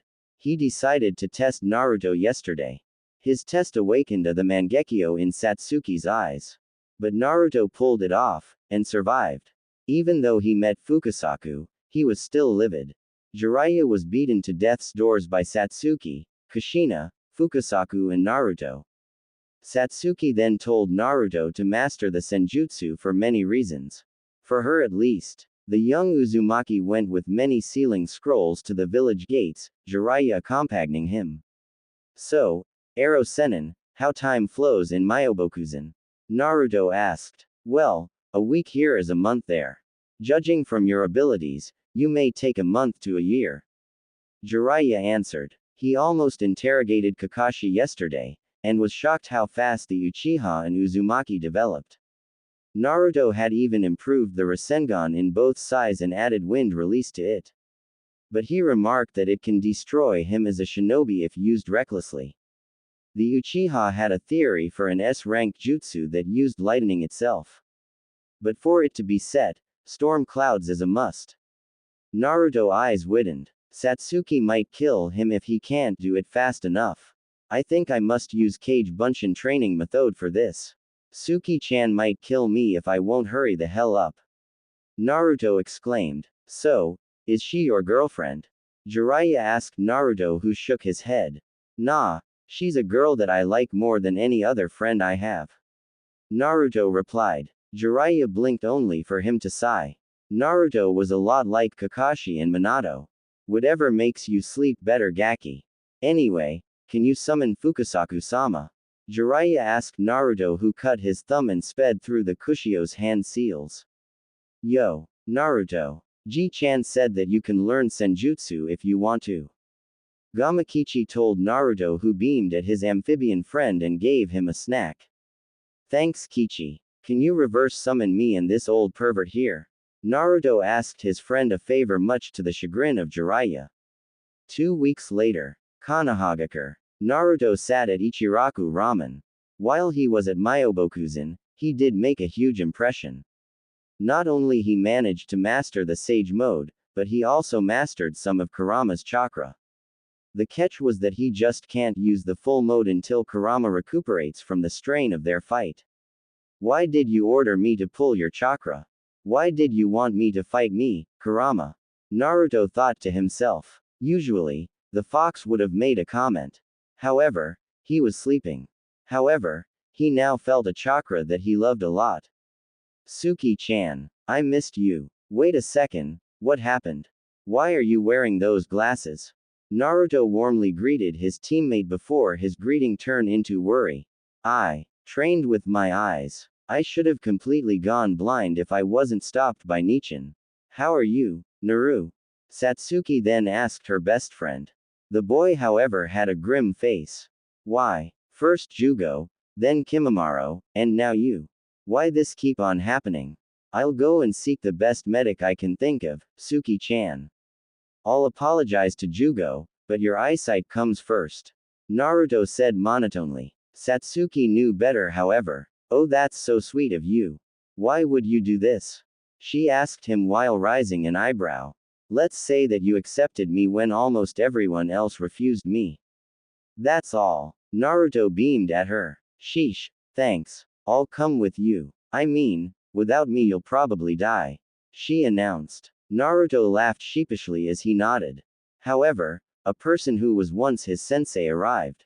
Hey, the man greeted. Shisui Nichin, I take it that Kagami and Naori are alright. Naruto greeted warmly. They are. Satsuki, I'm sorry but I need to borrow your boyfriend. Shisui asked mischievously. We are not dating, Naruto and Satsuki said in unison. Yet, the three thought at the same time.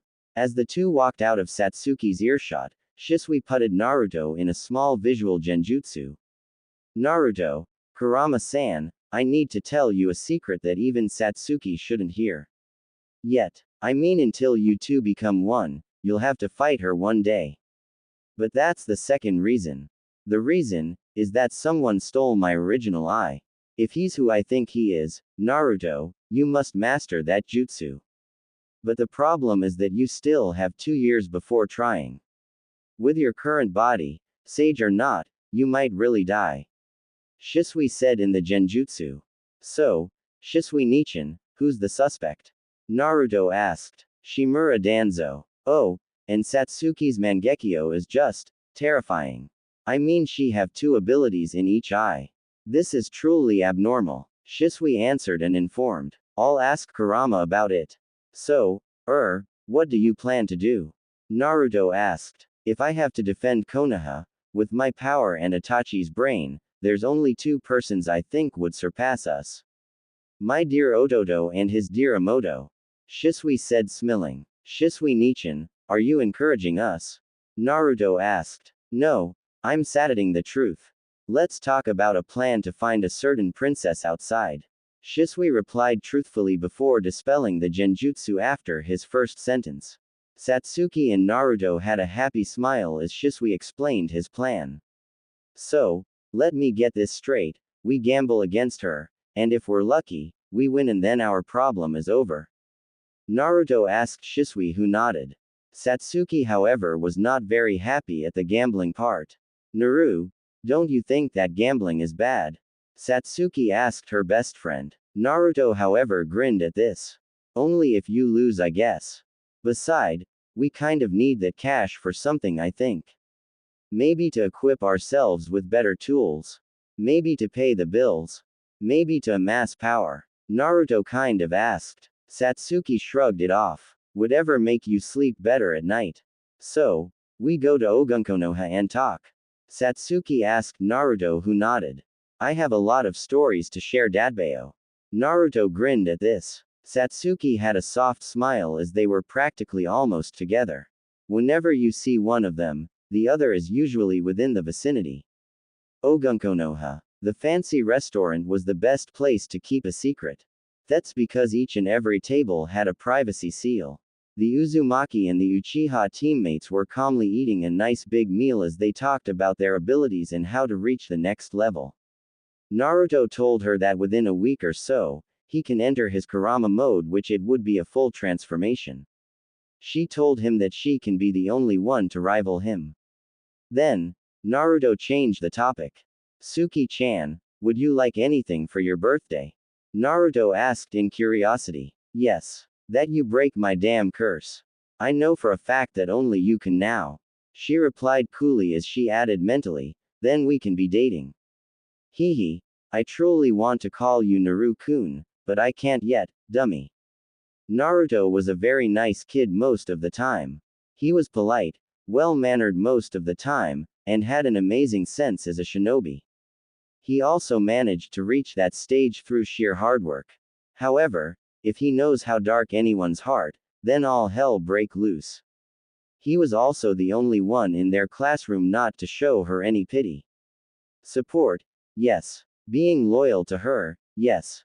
But pity, like everyone else, he didn't give her.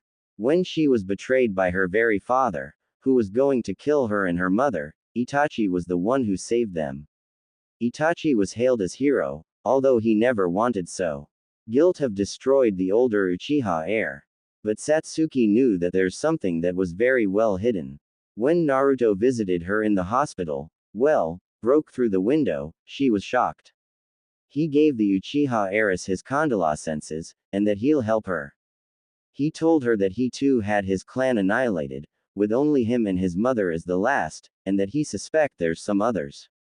That gave her the drive to train like no other.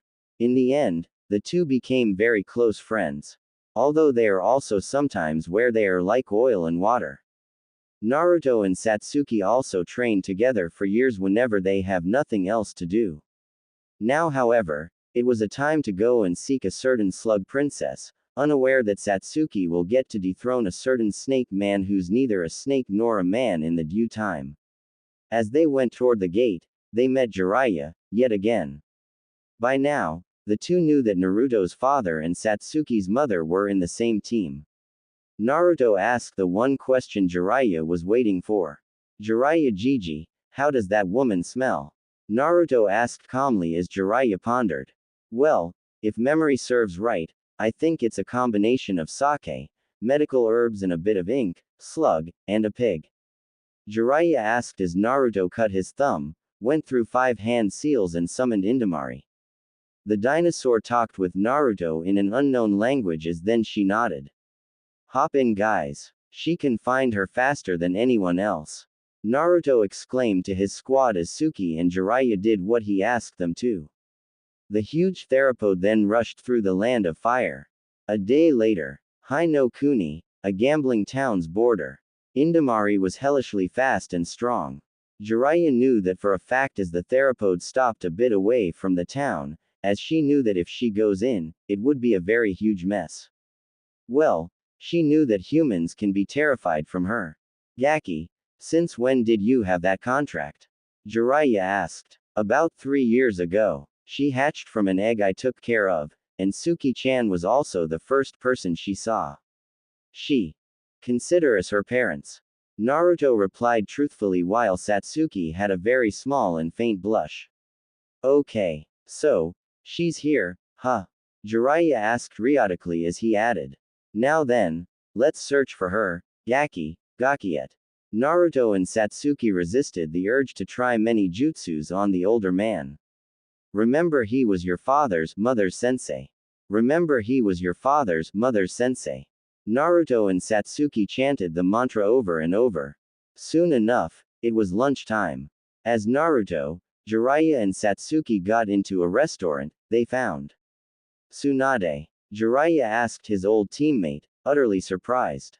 Jiraiya, Tsunade asked in an utter surprise. Naruto smiled behind the mask. Satsuki had a ghost of a smile. Then, a black-haired lady came in with a piglet.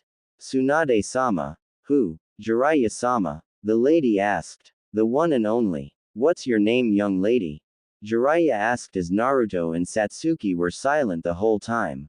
I'm Shizune, Tsunade-sama's apprentice. Shizune presented herself politely. Shizune Nichan, can I ask you something?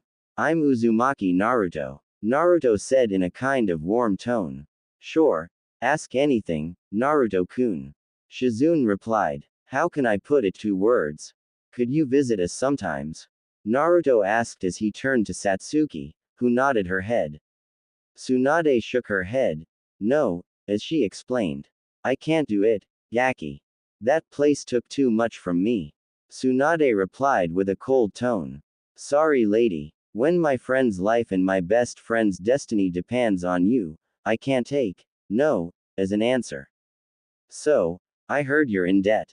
Naruto said with utter determination. His eyes were much harder than any time else. So what if I have a huge debt, huh? You'll pay off a couple of billion ryo so I go on and heal your friends.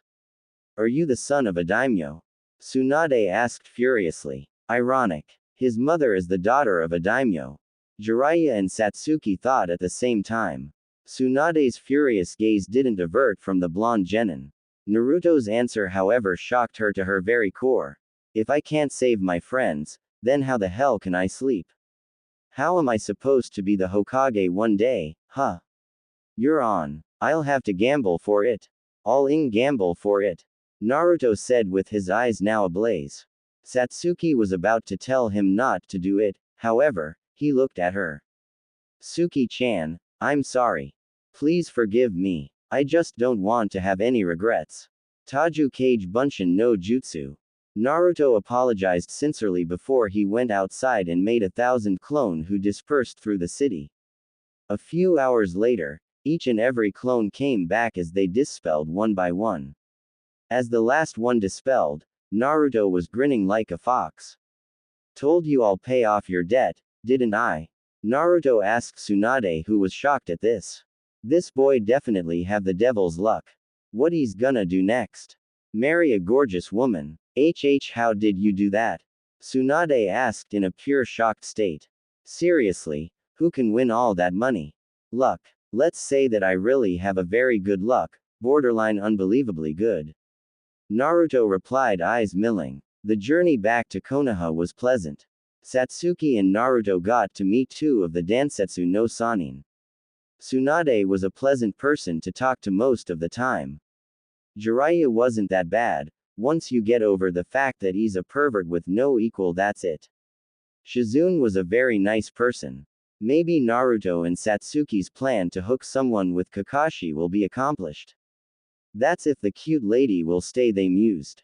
As they approached the gates, Tsunade sighed as she knew what awaited them. Gaki, I will tell you this for the last time. I'm really grateful for paying off my debts. However, this place took too much from me. Something I hope neither of you will experience. However, I'll stay here for 2 weeks. Once everything is over, I'll go off again.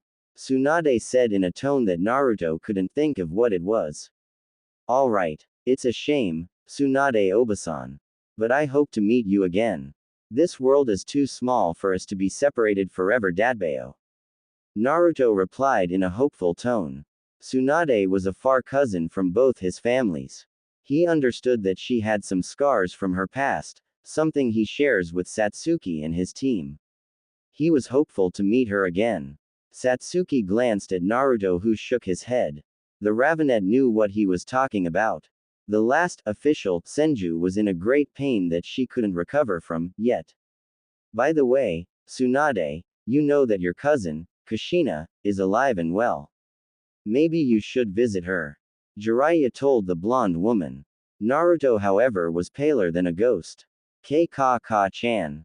Don't tell her that I gambled.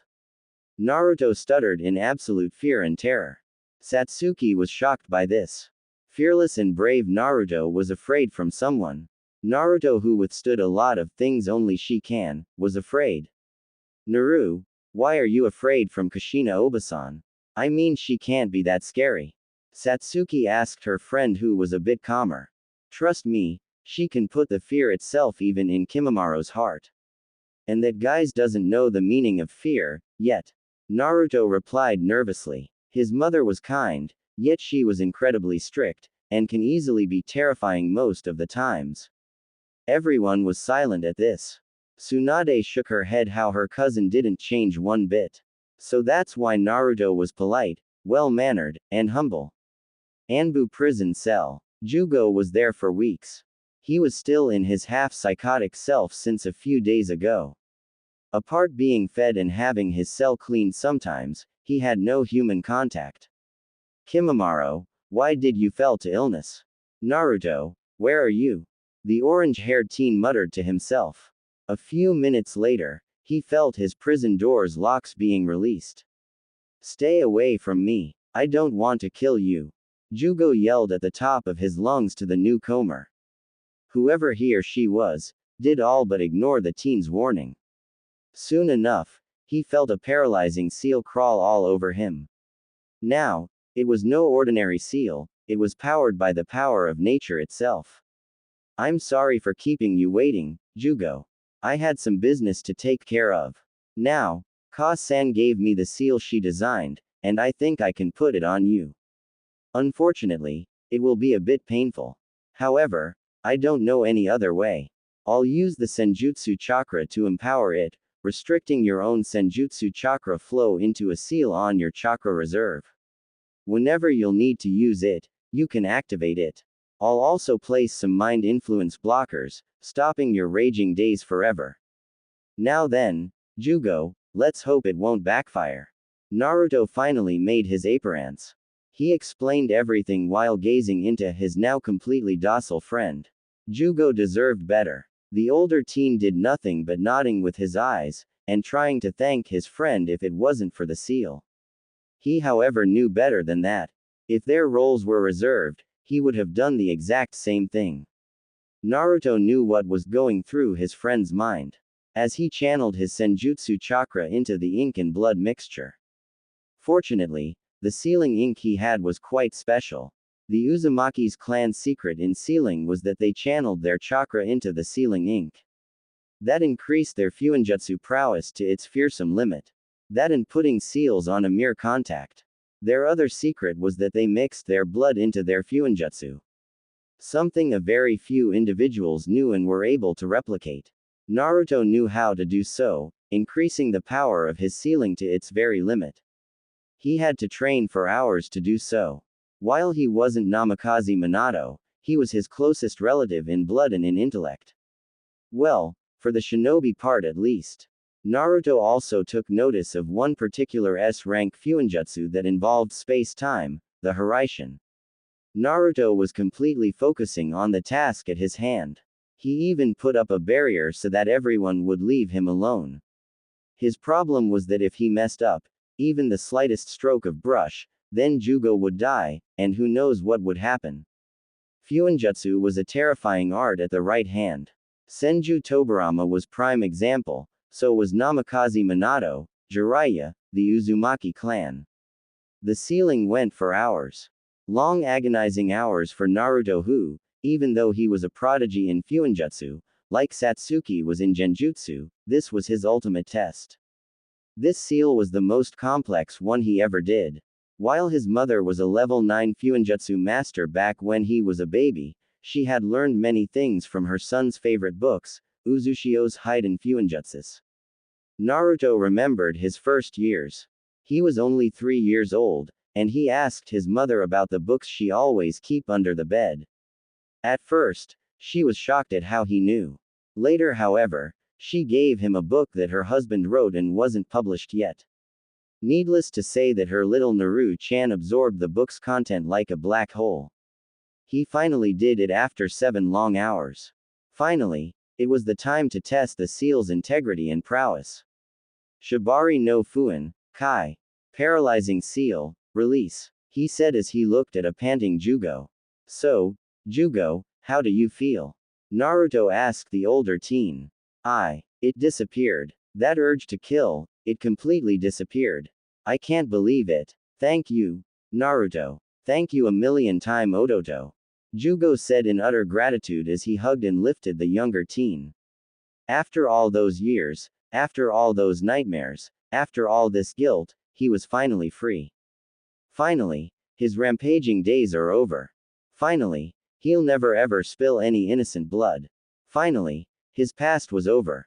Finally, Jugo's eyes watered that day, as the dam he was holding back finally bursted. After all those years that plagued his mind, he was cured. He owed Naruto a debt he may never pay back. As he putted the younger teen down, Naruto smiled at him. Jugo, activate you transformation. Naruto ordered in a tone that didn't take no for answer. But Naruto, what if? Jugo started to worry until Naruto closed his eyes. Soon, an orange pigmentation around his eyes appeared. As the Uzumaki heir opened his eyes, they were amphibian in appearance. Don't worry, I won't let you do anything. Beside, I'm a perfect sage. Naruto said to the larger teen. Jugo was soon covered by orange flames pattern. Then they covered his skin completely. His appearances changed a lot. I didn't lost it. Jugo asked in a pure shocked state as his skin turned back from grayish to his human tan, passing by a black and orange pattern. Naruto was grinning like a fox behind his mask. The seal did its intended purpose Dadbayo. Now come. We have a few hours before Kimimaro gets his operation. Naruto said in a happy and hopeful tone as Jugo nodded smiling. Naruto then released the barrier and went to the Uzumaki household. While Kushina's 2 stories house used to be empty, now was fuller than ever. Suigetsu and Karen especially were the most noticeable.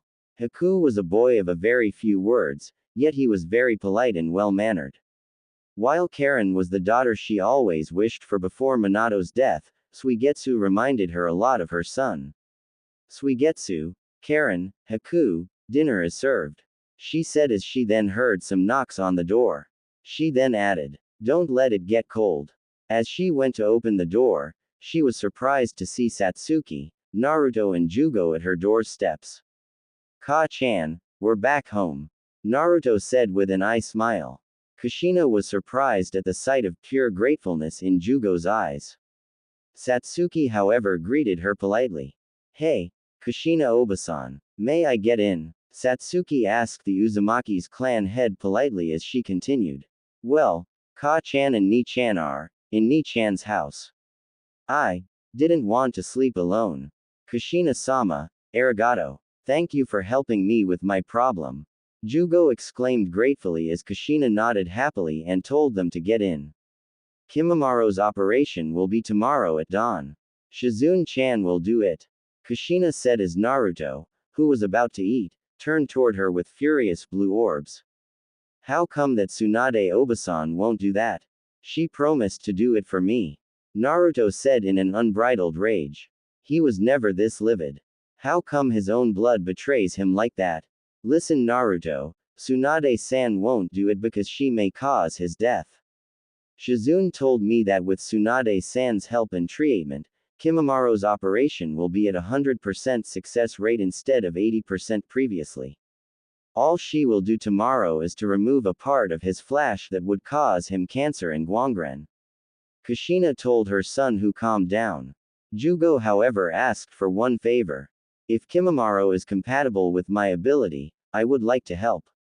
I mean, I don't want to lose my first friend," Jugo said in a begging tone as Naruto and Satsuki were both shocked as they remembered their bond. The next day, the whole Team 7 was in the hospital. Jugo even transferred some of his flesh into a seal that Naruto gave to Shizune so she could help Kimamaro in the operation. After 3 long hours, Shizune came out smiling warmly.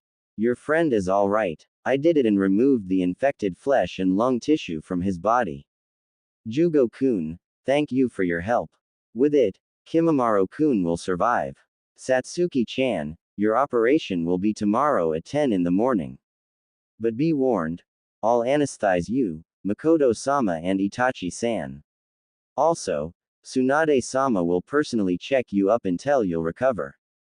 Naruto nodded in gratitude to his big sister figure.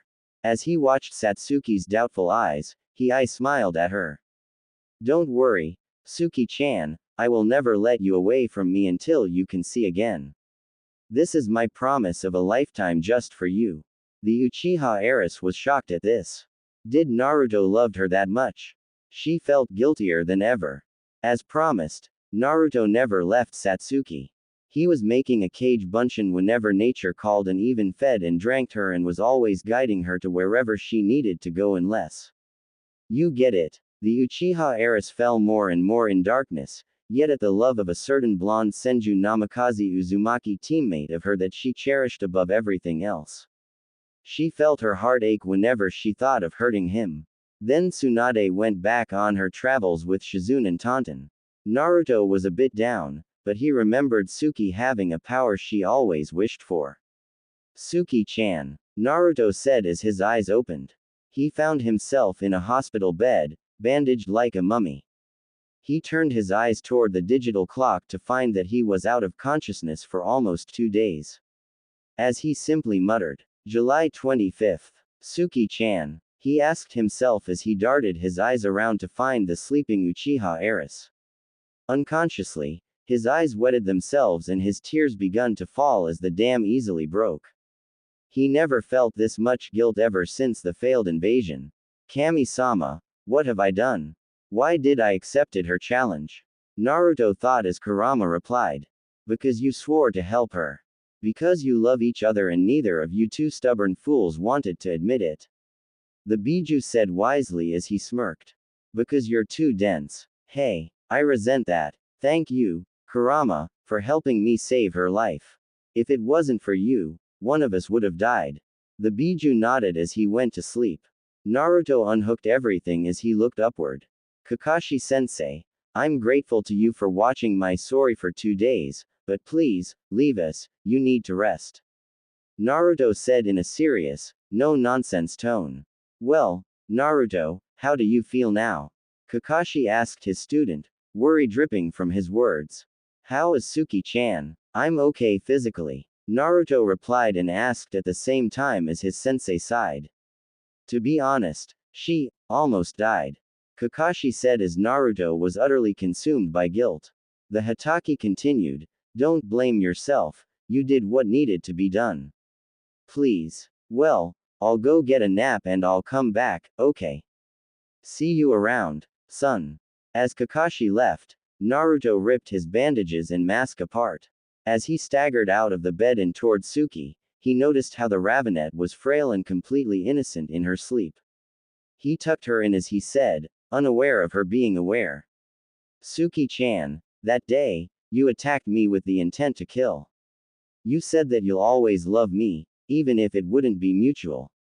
That day, despite all your hits, it didn't hurt. The one who was in pain was you, kawaii little Suki-chan. Naruto said in his saddest tone ever as his eyes were pouring rain. As he went to his bed, Satsuki cried herself to sleep.